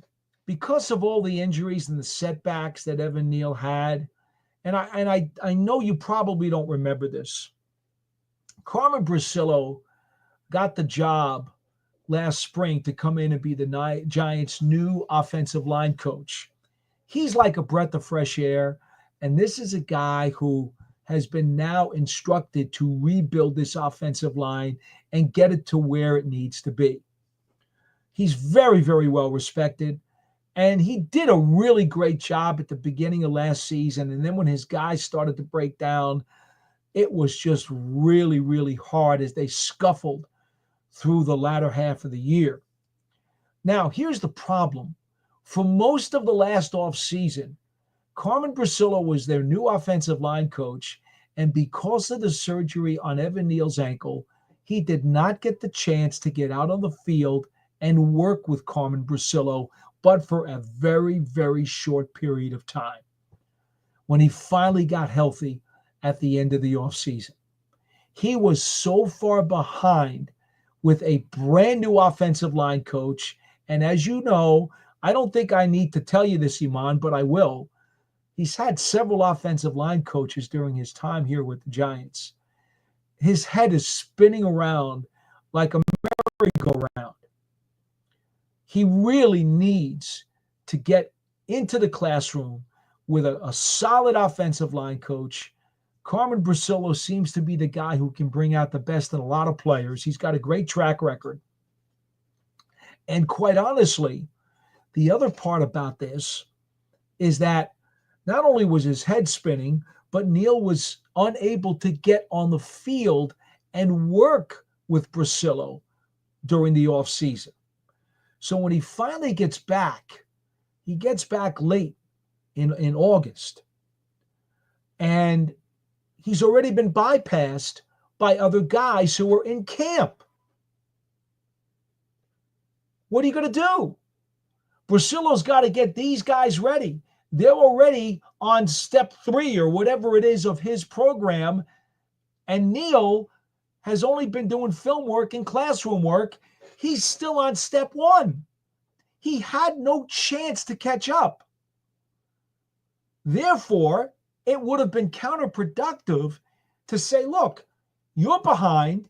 You're in no way able to catch up. But by the way, we're going to now throw you into different position. We're going to ask you to learn, go back to playing guard like you did that one year when you were at Alabama. We're going to flip it on you, and we're going to make it more confusing for you anyway. That makes absolutely 0 sense. Big zero. 0 sense. So, what happens? What happens? Gets himself healthy, gets himself onto the field. Brasillo starts working with him, but now the season has started. He got to play a little bit in the preseason, but he's now buried on the depth chart. So what did the Giants do? They got to work with the guys who are ready to play and further along. So they play. And in the meantime, Brutus Gorham says, hey, Paul, have a good one. Peace and blessings. You too, Brutus. Thanks for coming aboard tonight. So what you have is a situation where Neal needed to work his way up on the depth chart. He was just too far down. And again, there's no way that they were going to change his position. I found it incredibly amazing and amusing at how many times Carmen Brasillo got asked, are you trying Neal at guard? And he tried, and he was very honest. He's like, do you understand how late he got onto the field? How much time he missed during the offseason program? How much time he missed over the summer? I didn't have much time to work with him. No, he's working at tackle. It was pretty obvious, folks. I never understood why Brasillo kept getting questioned about it. The situation was very obvious. It was blatantly clear of what they were trying to do. Get his feet under him at tackle, where at least he's the most familiar. Once you get his mechanics back, once you get his physical tools back, once you get his head squared on straight to where you wanted it to be and get his confidence back, now you think about what you're going to do with him. And now that they're in the offseason, and from what I understand, he has been relatively healthy. Remember, at the end of the year, he did, I think he did tweak an ankle before the last game of the season. But he's been part of the strength and conditioning, and he's done everything that he's supposed to do. They say he's got a clean bill of health. And so now is the time. You go through the offseason program. Players report on April 21st, by the way. Okay?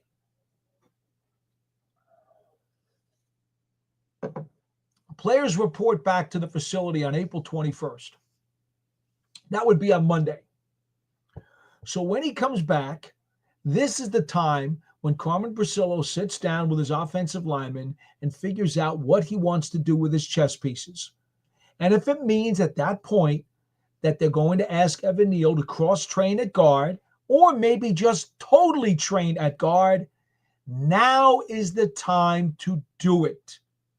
It gives Neal the best chance to succeed, and it gives the Giants the best chance to get the player to reach more of his potential.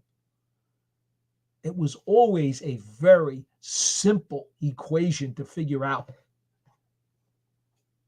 All right, let's see who else we have here. We have Aiden Fink says, show me phase for Hyatt too.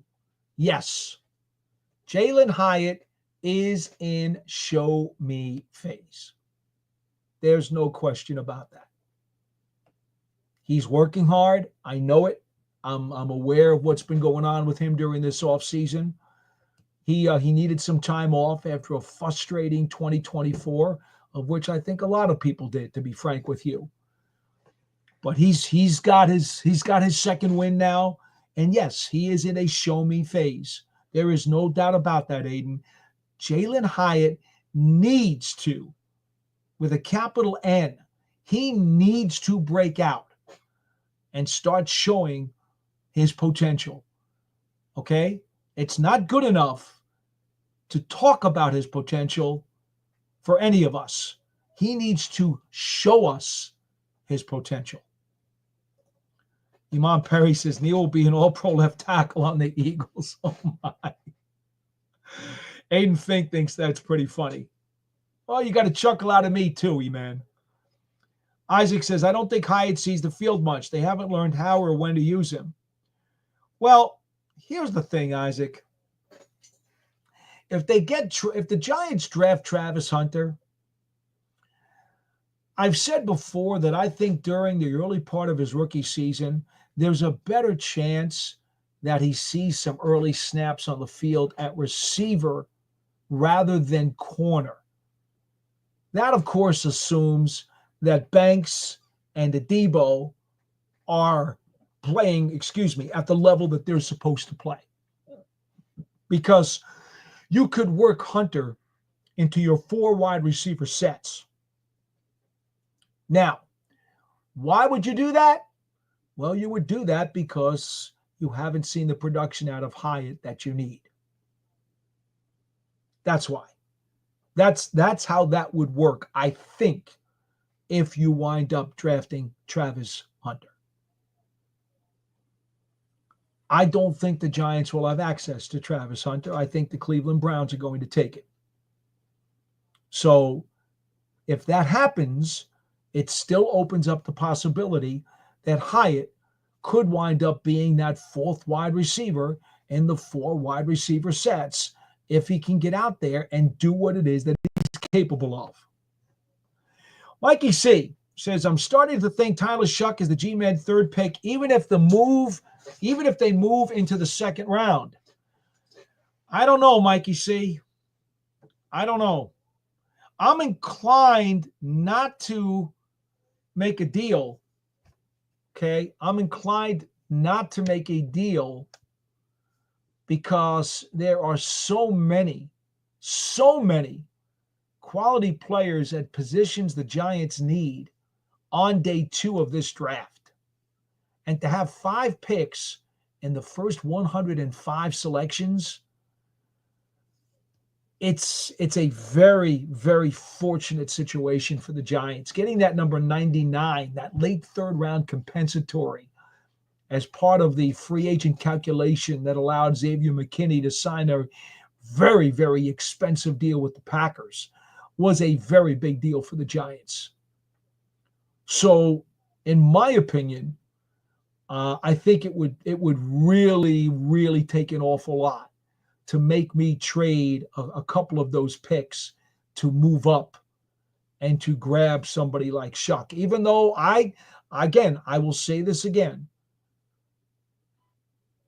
Behind Ward, my second group of quarterbacks who I would be interested in are Dart, Schough, and McCord. So I get it. But I think that Dart could very well go in the first round. I think we're hearing that there's a possibility Schough could even sneak into the bottom of the first round, certainly in the second round. I wouldn't fight you if they took him, because I do think he's a legitimate project. I do. Or prospect. He's a little higher than a project, but I don't think I'd have the taste for trading picks to move up and do it. James O'Keefe says, hi, Paul. Very late to the pod tonight. Will you be doing a draft show on MSG or a live pod for draft next week? Sorry if you covered this earlier. I'm going to rewatch after the conclusion tonight. Well, James, here's the deal. Okay? I should probably have said this earlier. I will not do a show next Wednesday night because I'm going to be doing a show for the Giants next Wednesday night.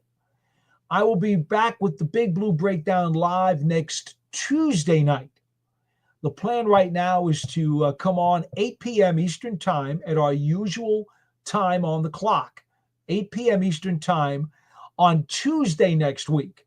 Of course, I'm going to see what I can do about arranging a very special guest, and it will be Giants related or league related, one or the other, because it is draft week. We got to get somebody on.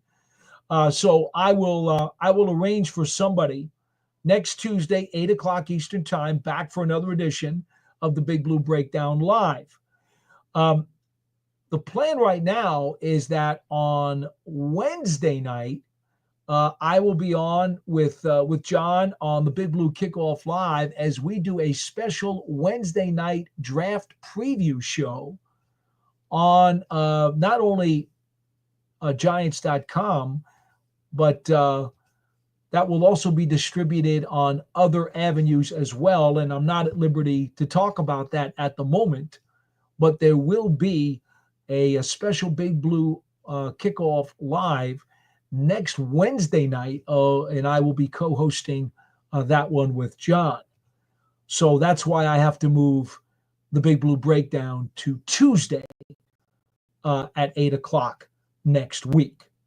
We'll try to give you a full breakdown. If you follow me on Twitter at GiantsWFAN, I'll give you a full breakdown of next week's coverage as soon as I can, because there's going to be quite a bit of extra coverage, not only here on the Big Blue Breakdown, but also on Big Blue Kickoff Live. We've got quite a bit planned over the course of draft week, even through the weekend, I might add. You know, when you consider the Giants have such a high selection in each of the rounds and 5 in the first 105 picks, there's a lot to talk about. So there'll be quite a bit of that, James. So, all right, let's see. Mikey C says the edges on the team need just Carter and another defensive tackle who can make plays. I believe Chapman can pass rush, but they need another defensive tackle who can play all around. You know, I don't know exactly how the Elijah Chapman story is going to play out this season. To be honest with you, I don't know that. I think really when it comes down to is this.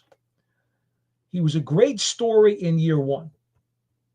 There's no question about that. A great story in year one. Can he take the next step to being a great story in year two? I don't know the answer to that. I just don't. I mean, if he steps up and really lifts his play to another level, then the answer is yes. Then Elijah Chapman is going to be on this 53-man roster, and the Giants are going to have the opportunity to allow these guys to foam at the mouth and fight like heck for those jobs. That's what it comes down to. If he does not take a step forward, then it's not going to happen. Now, here's what I will say. If I'm the Giants, and I've said this again many times before on the program, I would definitely draft a minimum of 2 defensive linemen. I would. I absolutely would. I would draft a run-stopping defensive tackle, and I would try to draft a pass-rushing defensive lineman. Now, here's what's interesting. You guys know how they signed Golston, Chauncey Golston, the defensive end from the Dallas Cowboys? I had somebody who sent me a message earlier today on Twitter, and he suggested maybe trading Kayvon Thibodeau because Golston is an edge guy. Yeah, but they're not the same. You see, Thibodeau is an edge rusher. Golston is a set the edge against the run as a defensive end. And he is a potential slide inside to be a 3-technique defensive tackle. He plays 2 totally different positions than Thibodeau does. So, again, there have been some rumors out there that people have thrown out without even giving it a second thought, and it makes no sense about trading Kayvon Thibodeau. That makes absolutely no sense, because he and Carter don't necessarily have to play the same position, and they can be on the field all at the same time with Brian Burns. So that's not a reason to do it. It's not a reason to do it because they signed Golston, because he plays a different position. And the other reason you don't do it is because, again, Thibodeau, his value in the trade market right now is extremely low. Extremely low. What do you have, 30 tackles last year? Less than a dozen sacks? Missed a little over a month with a surgery on his fractured wrist? This is why I wish when rumors came out, people would think about things first before they repeat them, and they catch on like wildfire, and then perception becomes reality and people think there's something to them. Now, if somebody bowls you over with an incredibly rich offer for any of your players, except the untouchables, of course you listen.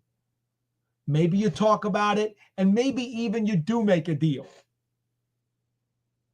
But let me ask you something. Kayvon Thibodeau is not coming off an 11.5 sack performance as he did in 2023. He's coming off of what he did in 2024.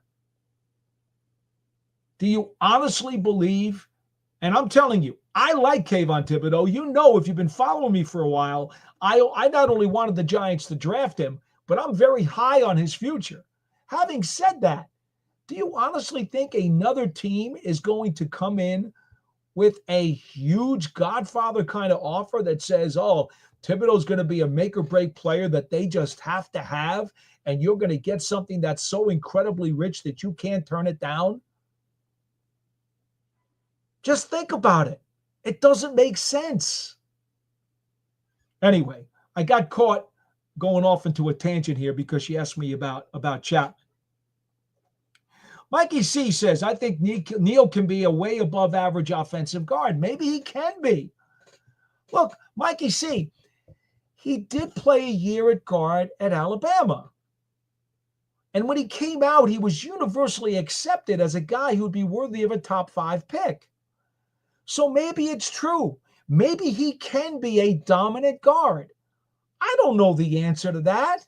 So please don't start hitting me up saying you said he could be great. No. What I'm saying is I don't know right now what Evan Neal's ceiling is. The Giants don't know, and neither do you guys out there watching this program right now. Nobody knows. What we do know is that to this point, the production has been very inconsistent and not nearly good enough. So now it is a show me time for Evan Neal. Scott Young says, Paul, I'd really like to see Bryce Ford Wheaton get a big role. Yeah, that would be awesome. Bryce Ford Wheaton, okay, coming off of that knee, man, oh man, oh man, turned into a really nice special teams player last year. His coverage on kicks was really nice. He was good. He was good. What I'd love to see, and I don't know what his speed is. I don't have access to the GPS devices or to the technical information. What I would love to see is, where is his elusiveness, his quickness, and his speed scientifically, on the measurements with the instruments. I'd love to see where they are, because if he can get that back now that he's 2 years removed from the torn ACL, if he can do that, it would be terrific. I'd love to see the Giants give him a chance at wide receiver some. I think that would be really outstanding. Because I've been saying I wouldn't mind if the Giants picked up a speedy wide receiver somewhere, whether it's free agency, whether it's the draft, whether it's an undrafted rookie free agent like Bryce Ford Wheaton himself was just 2 years ago. A guy who was able to run, I believe he was 4.4 or sub 4.4, at 6'3", 6'4".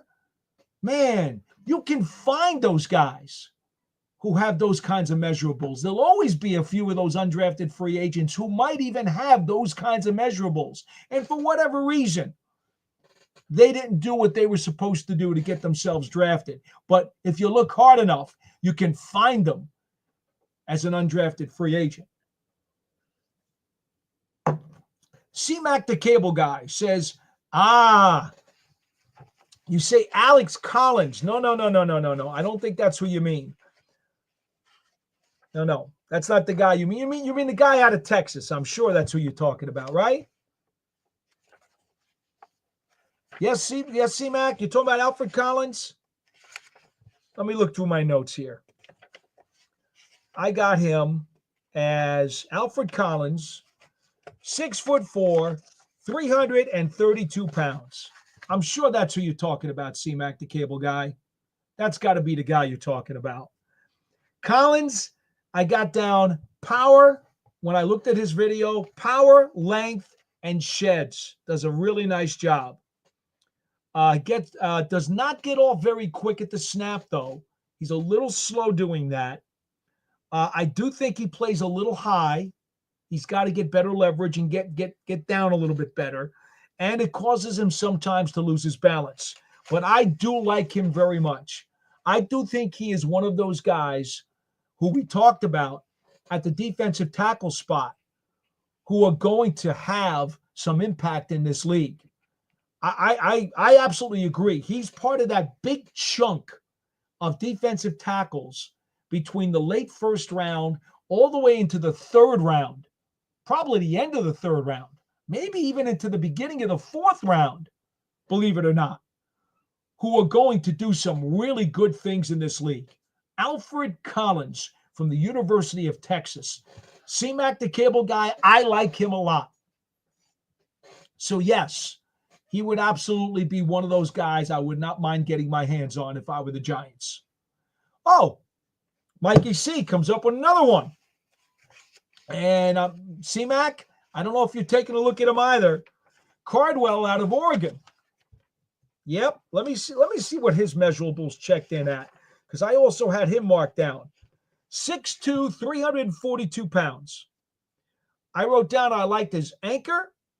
Really good lateral movement, getting up and down the line of scrimmage, even though he's 342 pounds. How about that? And has a really good motor. Now at 6'2", didn't quite have the length of an Alfred Collins. Had to develop more counters, I thought. And stamina was a little bit more of an issue for him.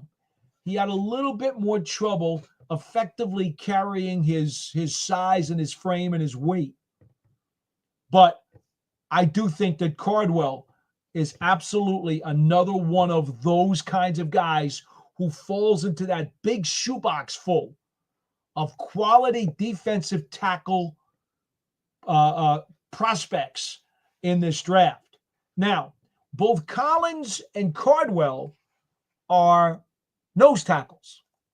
Those are not three technique guys, obviously. You heard about their measurements just a minute ago. With those measurements, those guys are either going to be plugged into the defensive line next to Dexter Lawrence in obvious running or short yardage situations, maybe first downs too, okay? Or for that matter, as you guys know, and this is not a secret, we've talked about this before too.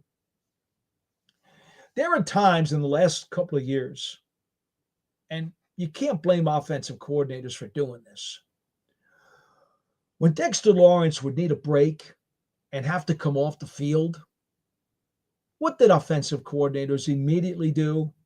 Oh, look at that. Dexter Lawrence is off the field. Let's run between the tackles. It was a very, very painful, bruised, soft spot in the Giants' defense. You guys saw it. I don't need to tell you. It's all there. The Giants did not get the kind of production out of their backup linemen this past year, their backup defensive linemen, that allowed them to be stout against the run when Dexter Lawrence was off the field. And it's really twofold. It's the ability of Dexter to command double teams, which frees up Bobby Okereke, but also Dexter's ability just to flat out make the play himself before the guy even gets to the second level. So what you have to do is find somebody who's going to be solid at it. You're not going to find another Dexter Lawrence. We all know that. Heck, he was the 17th pick in the first round of his draft a few years ago. You're not going to find one of those guys. But you can find somebody who has similar characteristics. And while they may not be an all-pro like Dexter Lawrence is, they can be pretty darn good. And there's a slew of those guys in this draft. So, yes, I'd like to see the Giants get one of those and then maybe a pass rushing defensive lineman. Now, let me give you a couple of names here, okay? I'm very big, you guys know, on Tyleik Williams. If you've listened to the Big Blue Kickoff live show during the day, out of Ohio State, 6'3", 320 pounds, okay? Again, he is more of a power player, doesn't have quite the width or the girth as the other guys we just talked about, but very strong and powerful and has terrific agility and can shed and makes plays against the run. He would be pretty rough for teams to deal with next to Dexter. He's probably going to be in the neighborhood of the early second round where the Giants pick. So that would certainly be an opportunity for them. Other guys, Deion Walker, I don't think he gets there. But 6'7", 340 pounds, oh man, talk about a beast in the middle. Woo! Now, he does play a little high, does tend to sometimes get knocked off balance, and does occasionally have stamina issues. But again, you talk about putting him in there. Kenneth Grant out of Michigan. Late first round, could possibly be early second round. You can't go wrong with him. 6'3", 342 pounds. My notes on him, and you know I like Michigan guys, folks, because you know how I feel about Mason Graham, but I won't even bore you with talking about how great he is, because you know I believe he is the third best overall player in this draft behind Hunter and Carter. I won't even bore you, though, by talking about how phenomenal he is. There's no sense in doing that. But Kenneth Grant I wrote down he's a mauler. Big frame, incredible power. Yes, he's a little slow off the snap. Yes, he does need some work on his pass rush. And yes, a little bit more consistency. But all of these guys are the kinds of players that we're talking about who are going to be very, very productive nose tackles in the National Football League. And there's nothing wrong with taking any one of those guys. And again, they can play in Dexter's spot when Lawrence takes a breather, or they can play next to him in certain packages and situations. Nothing wrong with that either. Let me see if I had. I think that's really it for the real big boys, the guys that I was kind of really excited about. There were some others. Oh, Jordan Phillips, but he's going to be a little later. But Jordan Phillips out of Maryland, 6'3", 320. I wrote down that he has good leverage. He's quick off the snap, and he's got a lot of power. His pass rush production, a little slight.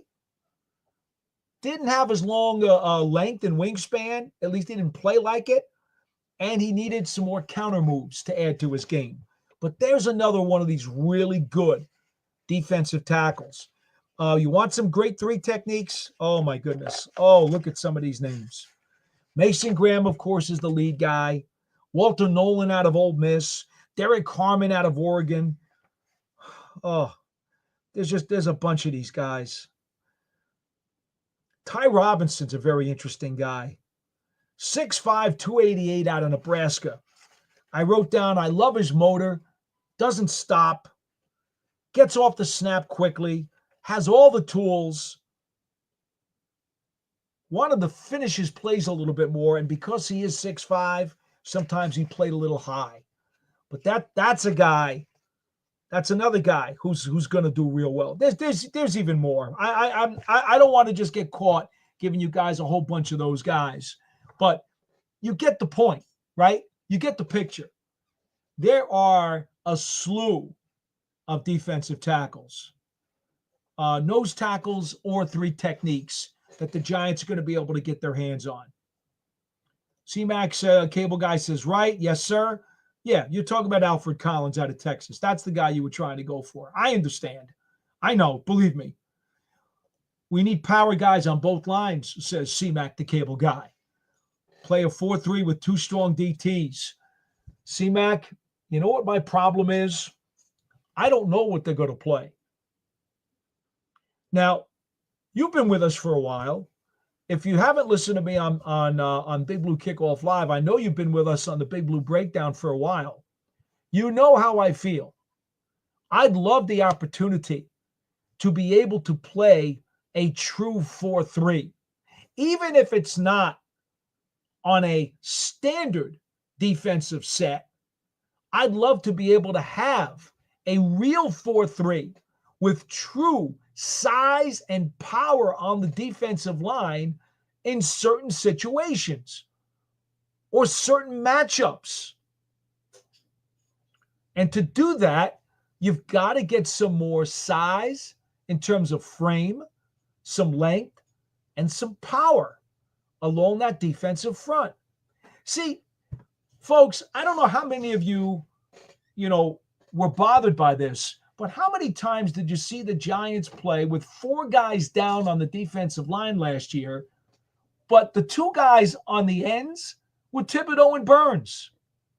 Two edge rushers who I prefer to see standing up. But the Giants, when they went to a four-man front, they would go with the two edge rushers with their hands in the dirt with two defensive tackles inside. So basically, there's nothing about that. There's nothing edge rushing about that. That's not outside linebacker. That's not edge rusher. You're now playing four down linemen, except the two guys on the outside, the two defensive ends, are really edge rushers who are down on the ground.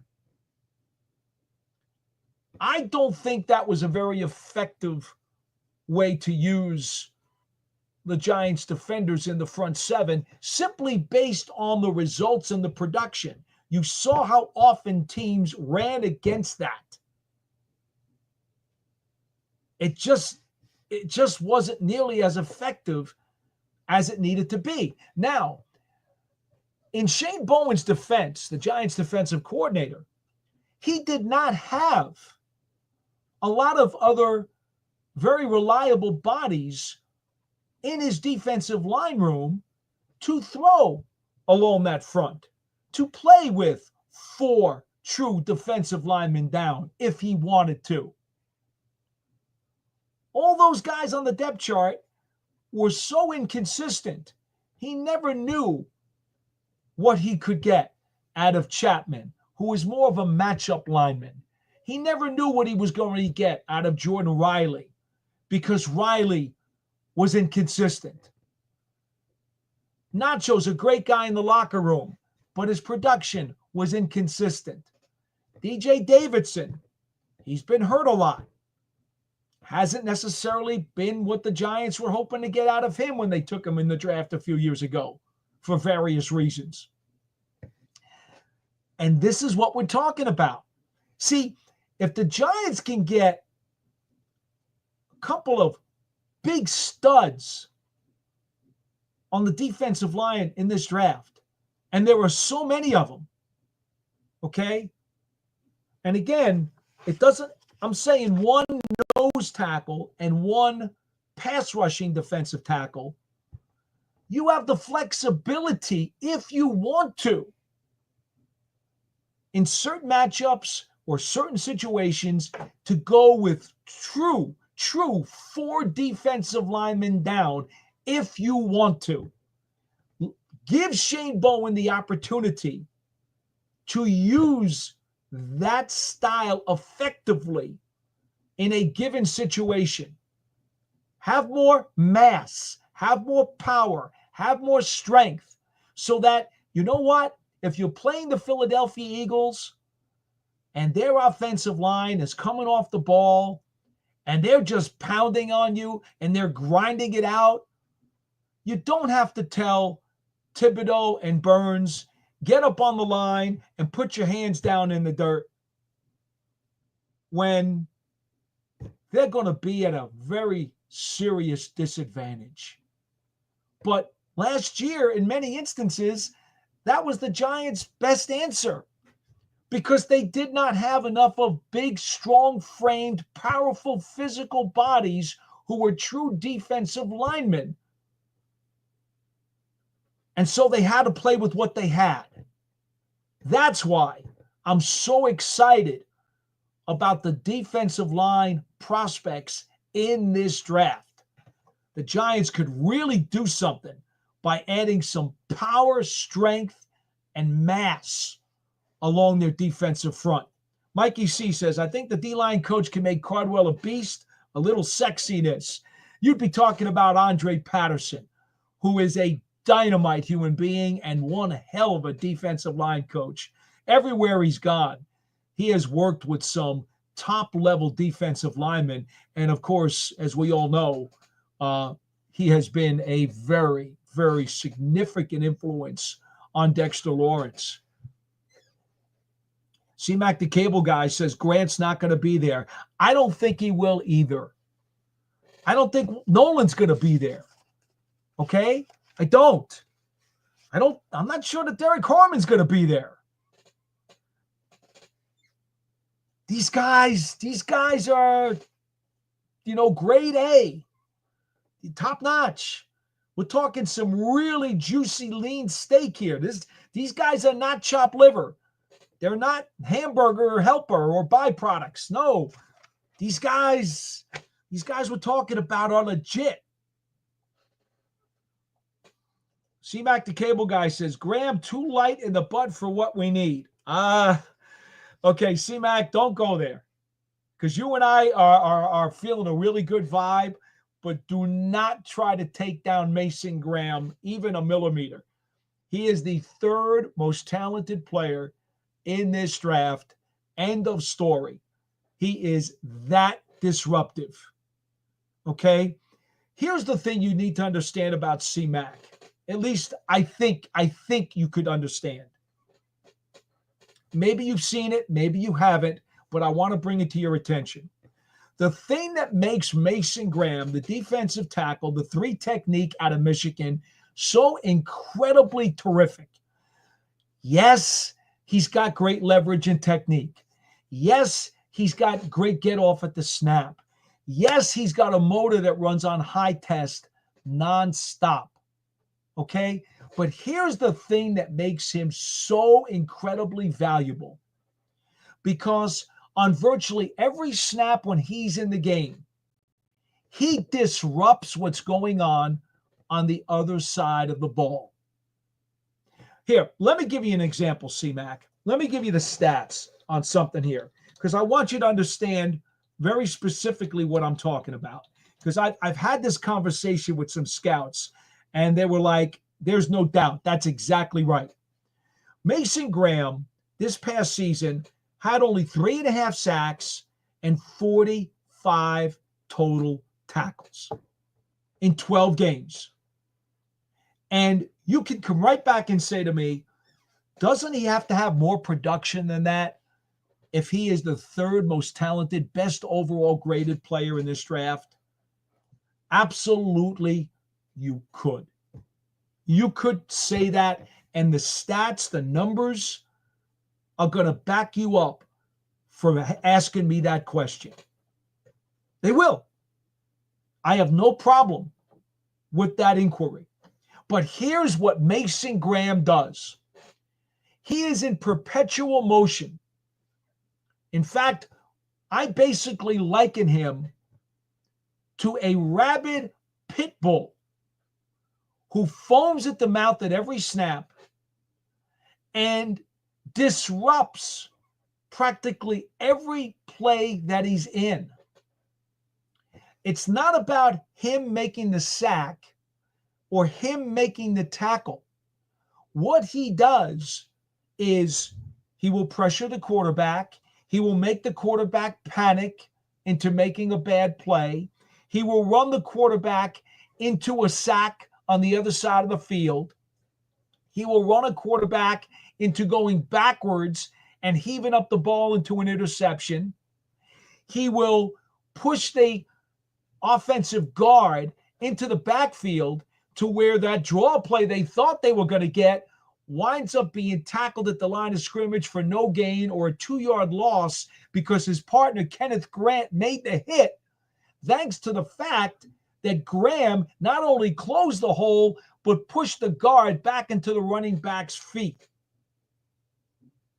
Mason Graham is a complete, I believe Daniel Jeremiah calls him a block destructor. And I think that's a great term. I wish I could have thought of it on my own.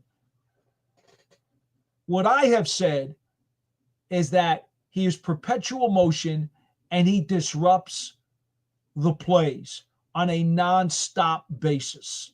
He is a disruptor. Jeremiah wants to call him a block destructor. That's perfectly fine with me. That's what Mason Graham does. He is constantly causing trouble for your running back, for your quarterback, for your center, for your guard, constantly causing them trouble, giving them headache after headache on every play. How are we going to block this guy to get our play to come off cleanly? That's what Mason Graham is. Now think about this for a second, C-Mac. Put this guy next to Dexter Lawrence.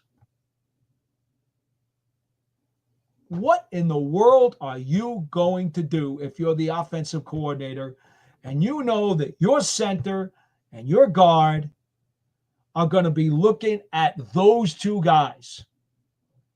Dexter Lawrence, who has the ability to athletically destroy you or strength-wise destroy you and wreck your play, next to the perpetual motion, foaming at the mouth, rabid pit bull who is going to also do everything he can to destruct your blocks and wreck your play. What is that offensive coordinator going to do? Not to mention that now you might have Thibodeau coming on the pass rush, or Burns coming on the pass rush. Wow. Or a safety blitz, or a corner blitz. Who knows? How aggressive do you want to get? Yeah.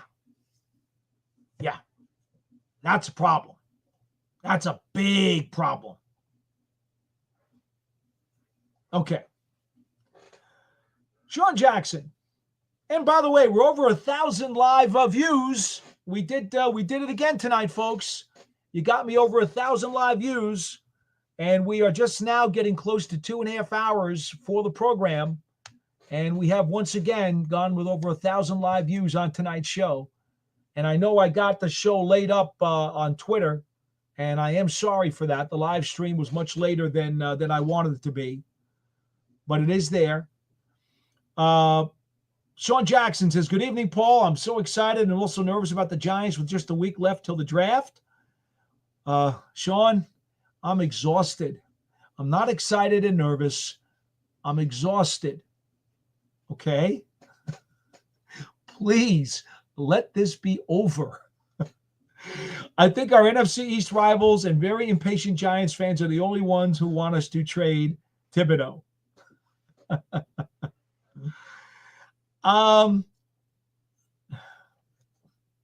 You know my feelings on that. I've explained it to you. The rationale behind why you would not trade him, and the only rationale that would make you want to trade him. And I just don't see anybody giving you anywhere near the value to make that worth its while. Mikey C says, now joiner from Minnesota is a sleeper, just needs coaching. I don't think that I watched. Let me look at this. I don't think that I looked him up. I don't think that I watched tape. I looked at over 170 players, cut-ups of over 170 players for my draft research. You see, I have all of my stuff. See this? I got a whole, this is defense. This is offense and special teams. I have over 170 players that I have done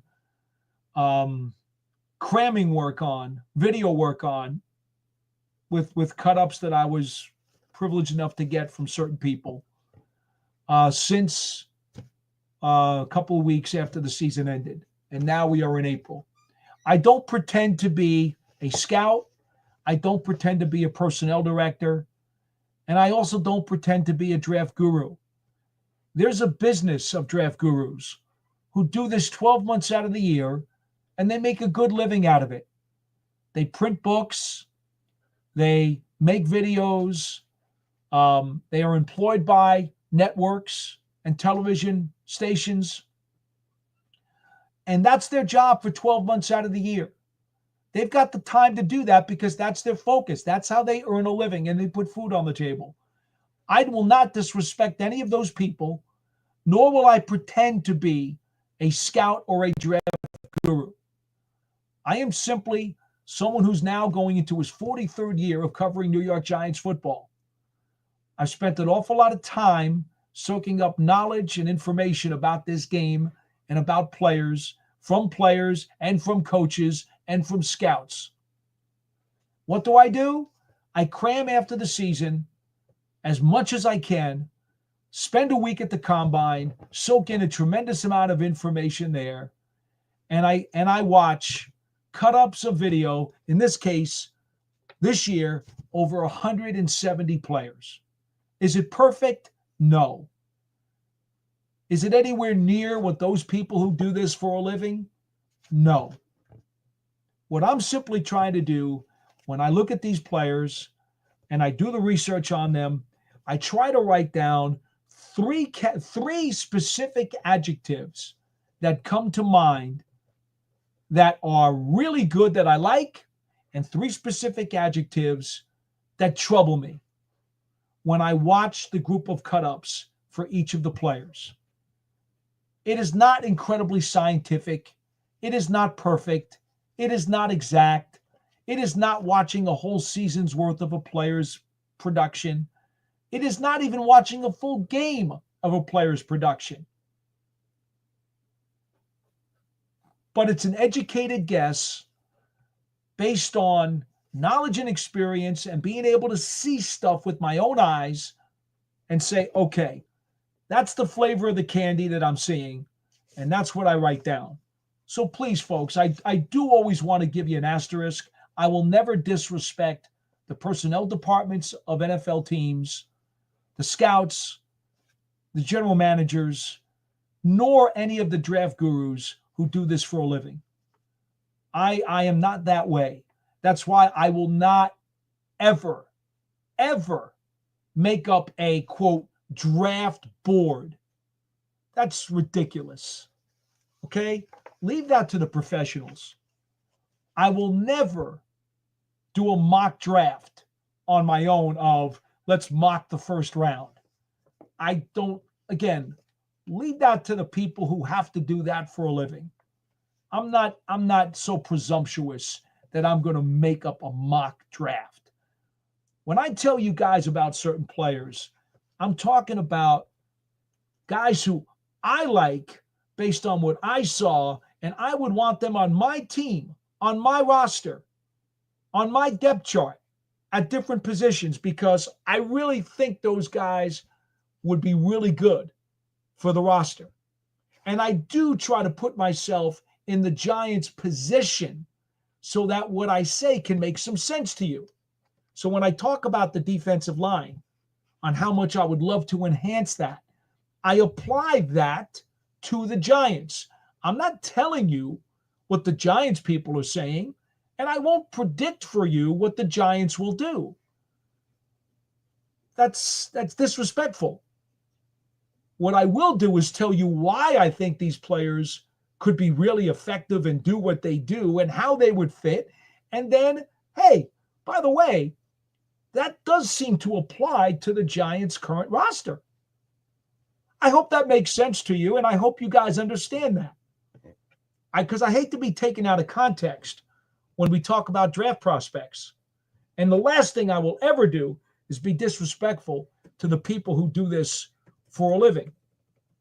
It's just not my style. I'm sorry. I won't do it.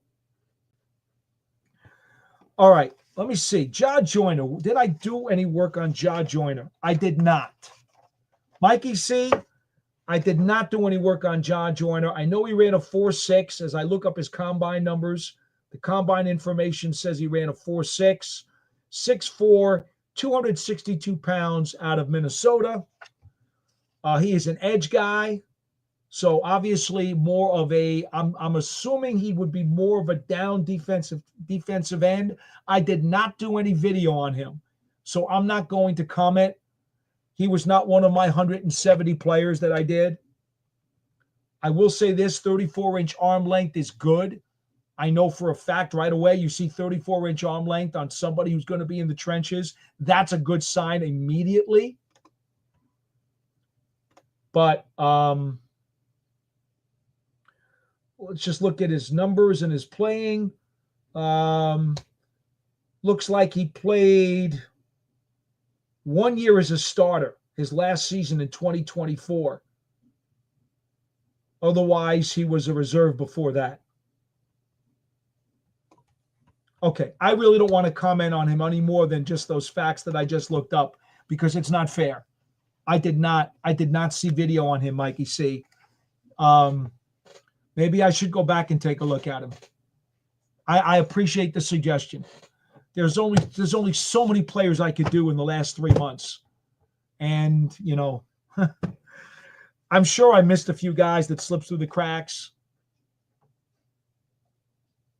C-Mac says, C-Mac the cable guy, we can fix that in this draft. Well, I'm guessing you're talking about my propensity to enjoy having big, strong, physical guys on the defensive line. And by the way, C-Mac, the cable guy, let me add this for you.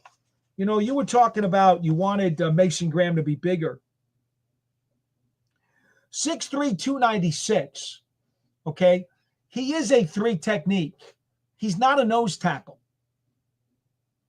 3 technique guys can be in the 290s and can be 300, especially when they play with tremendous leverage, great motor, great speed. He's got great tools because he's got wrestling in his background. He's going to be a dynamite pro. Trust me when I tell you, C-Mac. But there's no reason really to talk about him because when Hunter or Carter are sitting there on the board at 3, you got to take one of those guys. As Joe Schoen said, blue chipper is there. You can't pass on him. Mason Graham, for me, is right there. He's a centimeter behind these other 2 guys who are, I think, going to be more impactful just by their very positions. Obviously, pass rusher, we know how premier pass rushers are graded because of the turnover capabilities that they have, forcing fumbles on sacks or forcing interceptions. We also know that Travis Hunter is capable of so many explosive plays on both sides of the ball. So I will not put Mason Graham on the same shelf as Travis Hunter or Abdul Carter, but he is right there on the next shelf, just a tad below. And after that, there's a line for me. There's a line. 2, 1, and then we can start talking about the rest of the guys for me. That's how I see it. James O'Keefe, C-Mac, see, this is another guy who's watched some Michigan football. Graham is simply a beast, nonstop motor. That's what he is. That's what he is.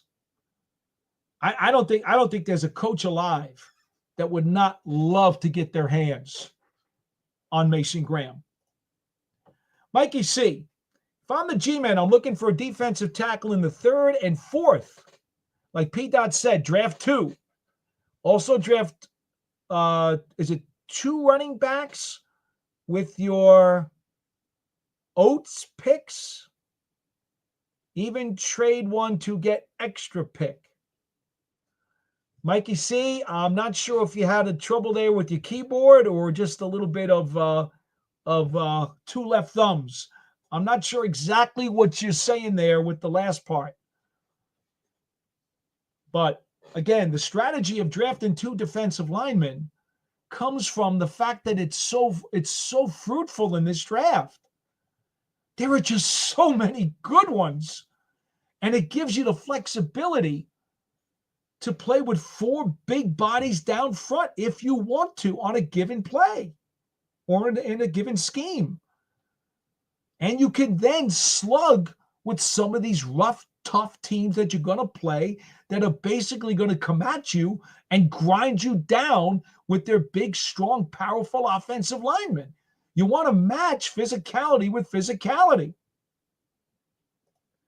C-Mac the Cable Guy says, you see the Eagles don't play, they always playing.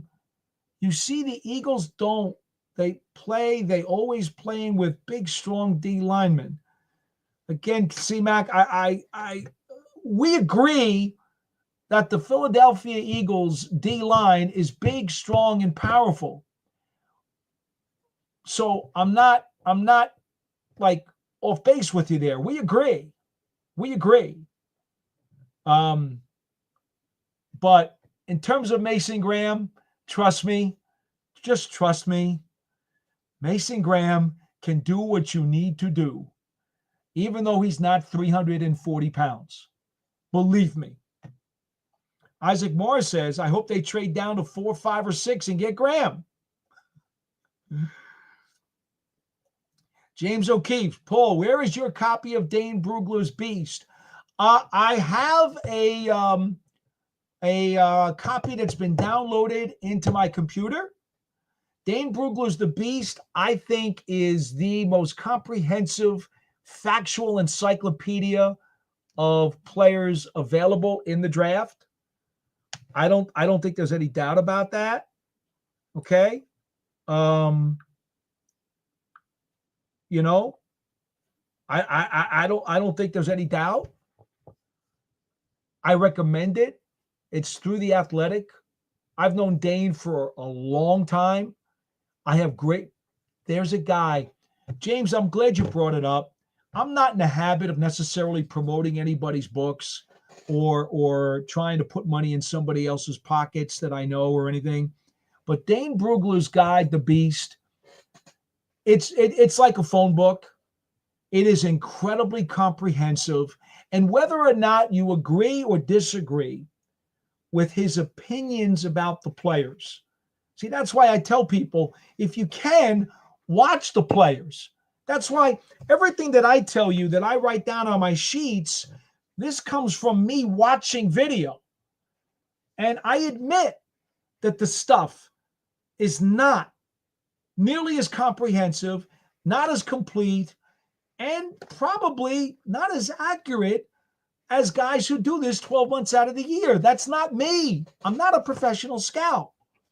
Now, you may disagree with what Dane's opinions are about the projection of a player, but I don't think there'll be any disagreement about the encyclopedia type book that he puts out every year that has every stat, every piece of injury information, every piece of player deployment information, every piece of personal background information that someone who does not work for the league can get on a player. So anyway, Dane Brugler's The Beast is available through The Athletic. Yes, I have downloaded a copy into my computer. I use it more as a reference manual because I just don't think it's fair to just start reading his analysis to you. If you ask me about a player and I'm just going to read his analysis, well, then what's the point? What's the point? You could do that yourself, or I could tell you, here is Dane Brugler's analysis of a player. That doesn't serve any purpose for anybody. I don't think. No. I've been doing this a long enough time. I can watch some video and I can get a flavor of a player and I'll tell you what I see. And it's perfectly fine if you want to disagree. I'm not going to tell you you're wrong about an opinion of a player. I'm not going to do that. I will tell you if I see an apple and you see an orange, I'll tell you that. But it doesn't mean that I'm right and you're wrong. Anyway, yes, James, absolutely. The beast is a beast. C-Mac the Cable Guy says, yeah.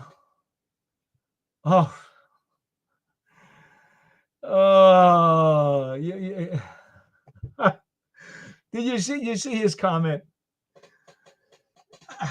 I'm not even going to read it. He won't give up. He's obviously not a Mason Graham guy. That's okay. You don't have to be C-Mac the Cable Guy. You don't want to be. You think he's too small. You don't think he's got enough strength. You don't think he's got enough quickness. You don't think his motor's good enough. Whatever it is that you don't see or don't think, it's okay. We're still friends. I appreciate you. I love having you on the program. I love that you even brought this up because it gave me the opportunity to talk about him. And it also gave me an opportunity to talk about my philosophy on how I do the job. So thank you. I hope that was still valuable in some way. I think it's pretty much a consensus, though, from the people who do put 12 months out of the year into this job of draft guru picking, if you will, or prospect picking. I think the consensus is pretty much he's going to be a top 5 pick in this draft. I think. I can't remember. And if you guys see one that says Mason Graham is not a top 5 pick, maybe there's somebody out there who in their mock thinks he's 6 or 7. Maybe. There's no way he's fallen out of the top 10. I think you could look at 500,000 mock drafts and not find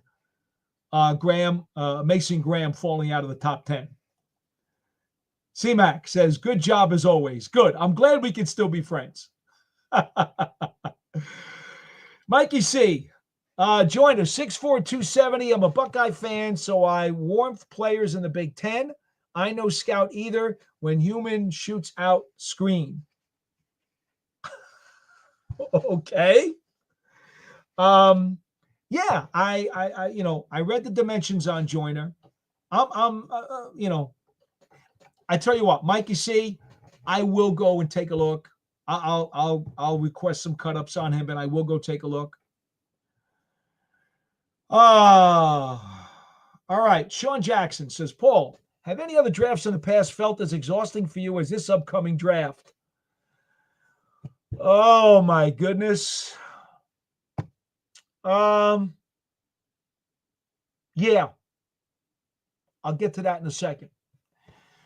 Rooting for Shane to top last season's draft. I want the Giants to become a team that no one wants to play.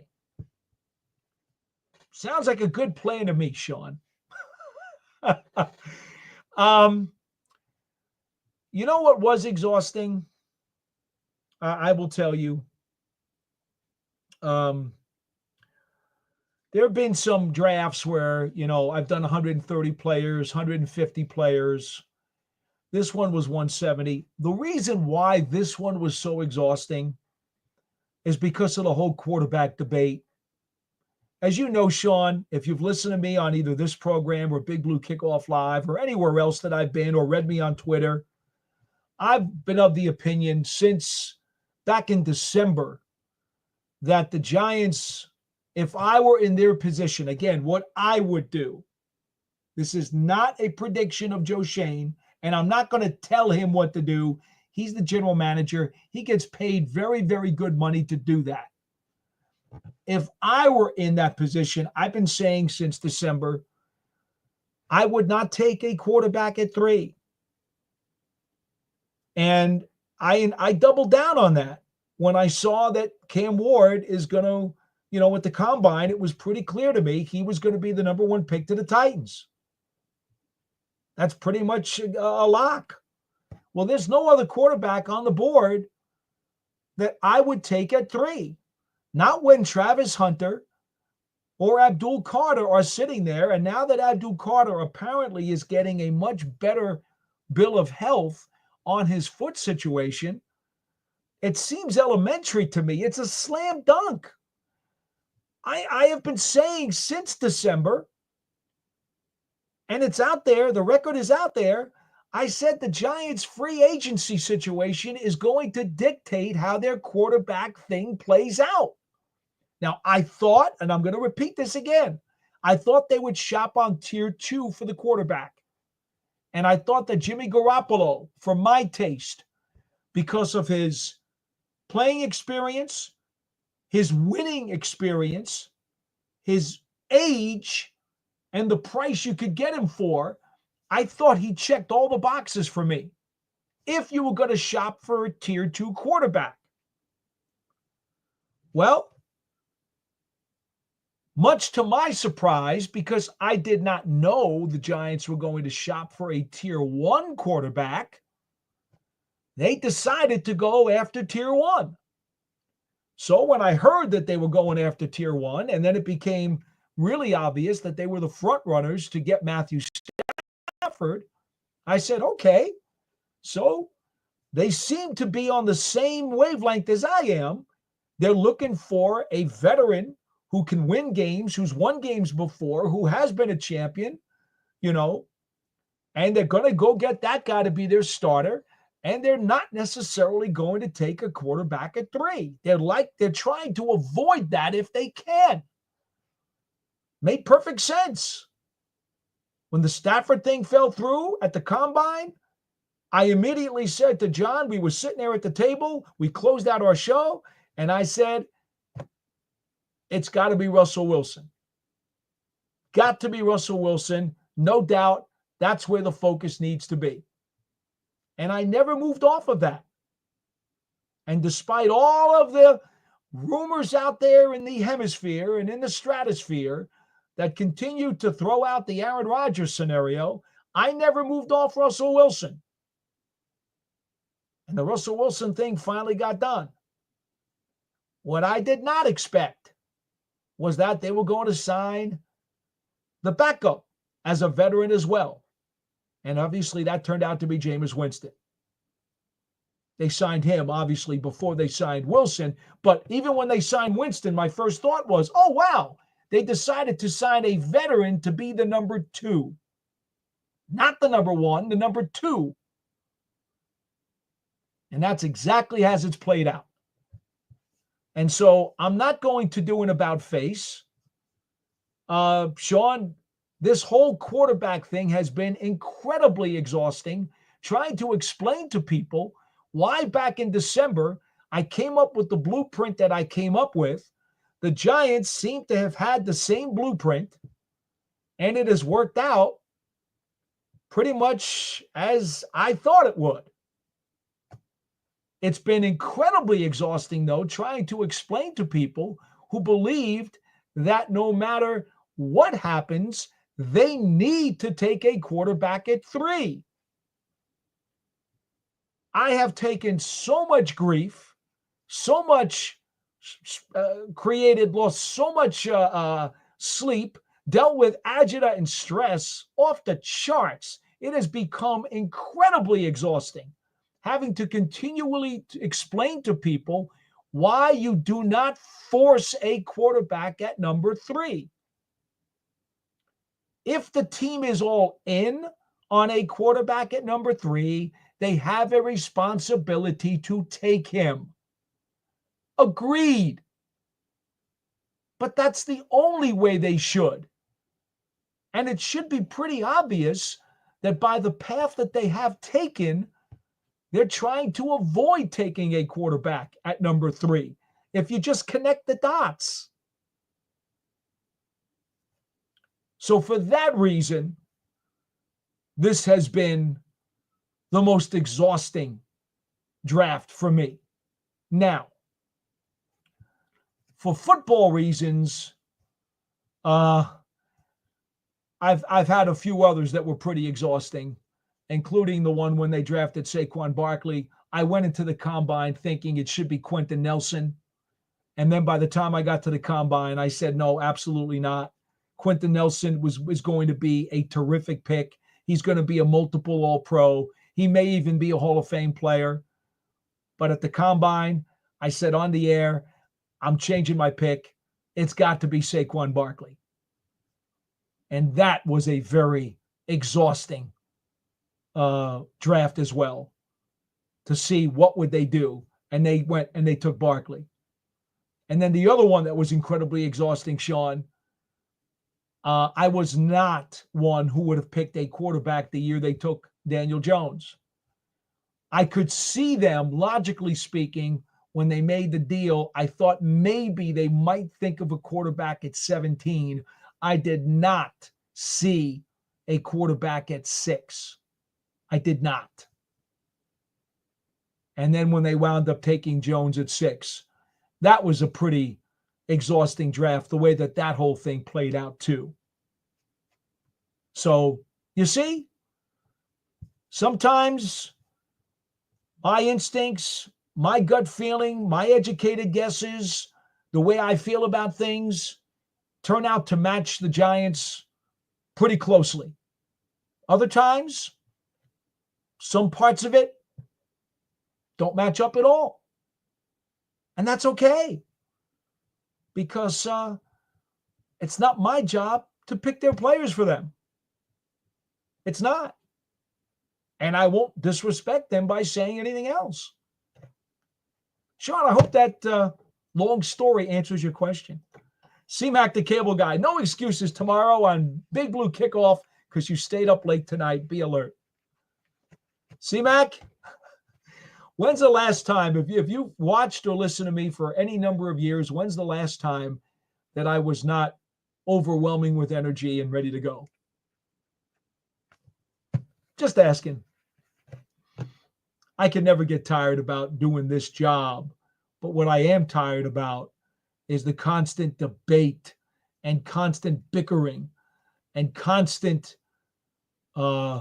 aggravation, if you will, over people who believe just because you have a different opinion on something that there's a right and wrong. There really is no right and wrong. Anybody out there who has the opinion that the Giants should take Sanders at 3, it doesn't mean you have the wrong opinion. It just means you're looking at the equation differently. I don't happen to share that opinion. But again, it's your opinion. It's the guy you would want. You're entitled to say who you want. You're not going to tell Joe Schoen who to take, just like I'm not going to tell him who to take. There's no such thing as a wrong opinion. Now, there are wrong or inaccuracies. Now, that's wrong. If you're inaccurate and you say that, I don't know, if you say that Shedeur Sanders has all of the tools, has great speed, has great escapability, can make all the throws all the time, and is an absolute lock. Well, the fact is he's not. Okay? That would be wrong. That would be wrong. Because we can see on the tape. We can see on the tape, Cam Ward has more pure athleticism and tools. That's a fact. That's not an opinion. Anyway, Mikey C says Graham could be an all-pro. Of course he can. Mikey C says 2 left thumbs. 2 left thumps. Oh, that's great. James O'Keefe, I think we would all sign up for the GM. I don't know what. Oh, here we go. I think we would all sign up for the Giants becoming a team no one wants to play, from your lips to God's ears. Sure.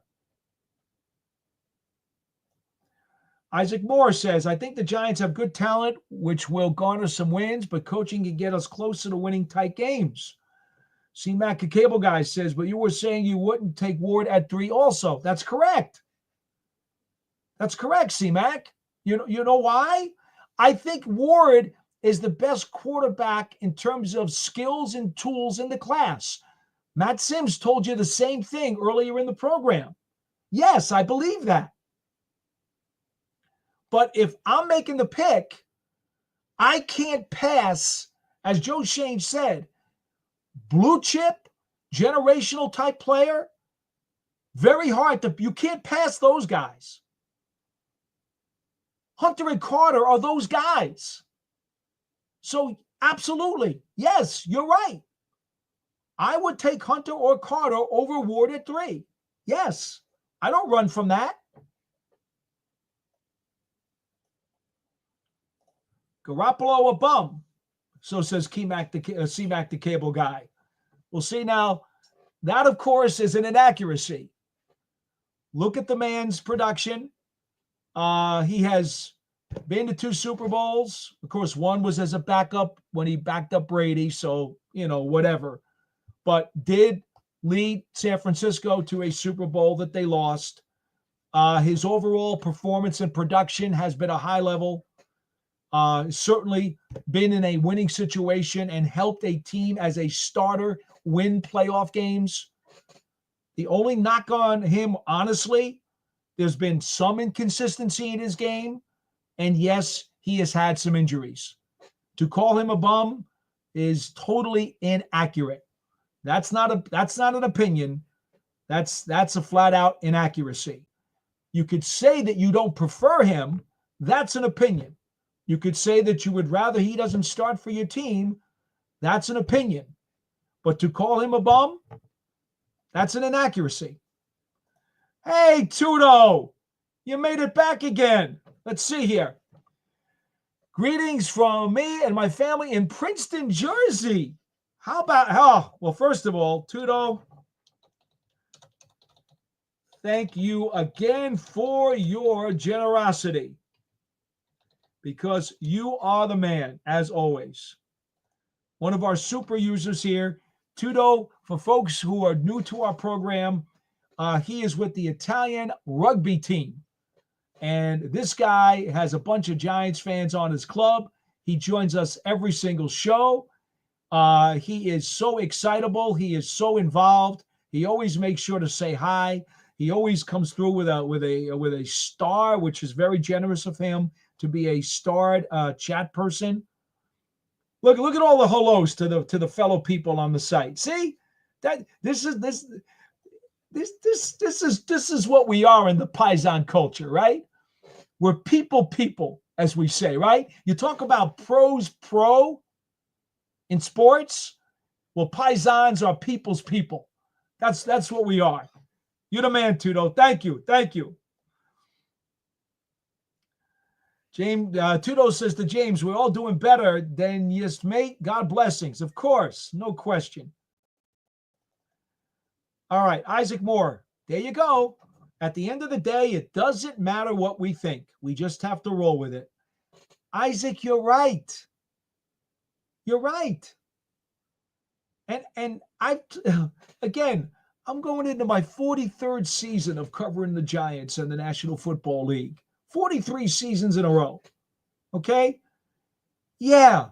Do I have opinions based on what I know and what I see and the knowledge and experience that I have? Sure.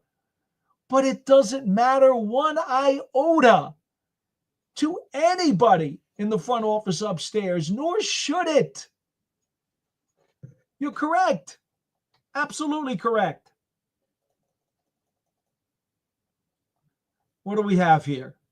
Oh, look at this. James says Thibodeau is a Rutgers grad too. How about that? Jersey roots as well. Very cool. Sean Jackson says, our Giants need to no longer play the role of get it right game for our opponents, as Carl Banks would call it. That is correct. That is correct. You don't want to be the get it right game. And the Giants have been that in a number of instances over the last several years. Folks, we got about 4 minutes left. We're going to take you to the top of the hour, and then we're going to sign off for the night. Now, I would like to remind you of a couple of things. First off, in the archive of this program, if you missed any portion of this show, you can go back onto YouTube. It will be there in the archive. The first 25 minutes of the program, we had Matt Sims, former NFL quarterback. You know him, the Sims family, between Phil and Chris and Matt, all were in the NFL, and they run the Sims Complete Quarterback School for quarterbacks in northern New Jersey. So what I did with Matt Sims during the first 25 minutes of the program, I didn't ask him for his rankings of the quarterbacks, right? That's anybody can do that. Anybody can read that on any mock draft. What I asked Matt was for the kinds of things that go into the decision-making process, what they're going through with the personal workouts, how the pro days are working, what the players are thinking, what they're trying to put forth and what they're trying to prove, what the teams are looking for as they go through the process. And then what I asked them is, okay, what's missing on some of these guys? What's the hardest thing to coach up and get them better at? And what's the hardest thing or the easiest thing to coach them up, or hardest thing that they can't be coached up with? This was more about the process of when you're picking a quarterback, what needs to be polished, what can't be polished. And I think it was a very, very interesting conversation, rather than just reading somebody's mock or asking him, who are the top 5 quarterbacks? Who wants to hear that, right? I tried to take you into the nuts and bolts behind the curtain as to how the recipe was made and how you come up with what you think about these guys as real prospects. I also asked him about Russell Wilson. Remember, Matt Sims and the Sims family, because they're quarterback teachers and they have a school for quarterbacks, they're very particular in terms of the physiology and the mechanics of what quarterbacks have to do. So you'll get his complete review at the end of our rookie quarterback discussion as to the physical tools that Russell Wilson will bring to the table for the Giants this year and what you can expect to see. So I invite you to go back and listen to the first 25 minutes of the program and get a good perspective. Maybe teach you a little bit about what's going on behind the curtain as teams try to sort out this whole quarterback quandary that the Giants are certainly a part of. Once again, next week's show, we're usually here every Wednesday night at 8 p.m. Eastern Time with a live version of the Big Blue Breakdown. But next week, because we're going to be on draft week, and I have mega responsibilities doing draft coverage as one of the members of the Giants official broadcast team, we're going to have blowout coverage beginning on Wednesday. I'm going to have to move tonight's show, the Big Blue Kickoff Live program that I do for the New York Giants on SI YouTube channel and media network. I've got to move this show to Tuesday. That's Tuesday next week at 8 p.m. Eastern Time. I will effort to get another special guest, whether it's going to be Giants related or just draft related. I still got to figure that out yet, because as you can imagine, next week is going to be a frenzy, and it's going to be hard to try to shuffle around with some people, but I'm going to see what I can do. So we'll be back next Tuesday, 8 p.m. Eastern Time, with the next edition of the Big Blue Breakdown Live. Now, before I go, just let me get to these final few chats. James O'Keefe says, Paul, you're living the dream, job of a lifetime, and you love every minute. Yes, I do, James. No matter how exhausting this whole draft process has been, you're right. There's nothing else in the world that I would rather do. I've been doing it now, going into 43 seasons. I could talk Giants football 8 days a week, 25 hours a day. You're right. You're right. I love every minute of it, and I wouldn't want to do anything else. Thibodeau, it's 4:55 a.m. back in Italy, and all my teammates paying their respects to you and all appreciate you for having a great Giants live show as always. Thibodeau, look at this. Thibodeau, all my best to the entire team. Thank you so much. Absolutely. And again, he comes through with another starred super chat from Thibodeau, who has just been truly one of our great loyal listeners since we started this program last July when the Giants became training camp. C-Mac the Cable Guy says he thinks Ward is a blue chip. And you know what? Maybe he is. Maybe he is. He certainly has all of the physical tools, skills, and traits that could get him there. I think he's the one who has the most potential of any of these quarterbacks to be the blue chip. I don't know if over the long term he will turn out to be better than Jackson Dart, to be honest, because I like a lot of Jackson Dart's intangibles, an awful lot. But again, I think both of these guys they're not Justin Herbert for me. C-Mac, let me give you a good example. I was all in on Josh Allen that year as the best quarterback in that class. I was all in on Justin Herbert as the best quarterback in that class when he came out. Andrew Luck in his class when he came out. There are times when I absolutely have said, hey, that quarterback, he needs to be number one. I was high on Joe Burrow, but I wasn't quite sure that he was going to be can't miss. I'll be frank with you, because I'm the first one who admits if I misfired and I didn't see something, I'll tell you. See, I'm never afraid to do that because I like to be held accountable. I've done this long enough. There's no way I'm going to hit on everything. I can't. It's impossible. So, yeah, I thought Joe Burrow was going to be good. I didn't think he was going to be great. So, yeah, there are some guys some quarterbacks who over the last several years I thought would be blue chip. I don't think that Ward is quite that, but he could be. Anyway, what do we have here? Thibodeau and Isaac having a nice conversation. Thibodeau says, Paulie, keep doing what you do, and we absolutely love it, mate. Never stop being the Giants legend of all times, mate. Thibodeau, I am humbled. Legends a very, very, very, very, very elite word. And I do appreciate it.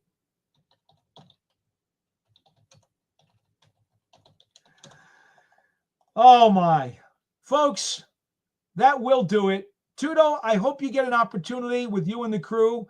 If you missed out on that Matt Sims interview, first 25 minutes of the show, I do think if you guys have any interest in the whole quarterback process and how the stew gets made, I do think you might want to go back and listen to some of that.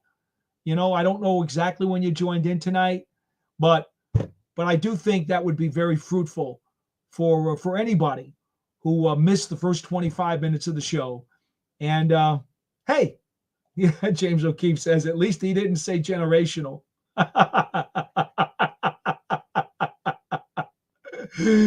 Oh, good stuff, James. Folks, thanks for joining us tonight on the Big Blue Breakdown Live. We will see you again next Tuesday at 8 p.m. Eastern Time. And don't forget, you can always catch me on Twitter at GiantsWFAN. And I'll keep you abreast as to everything that's going on next week, where you can find me, where you can hit me up.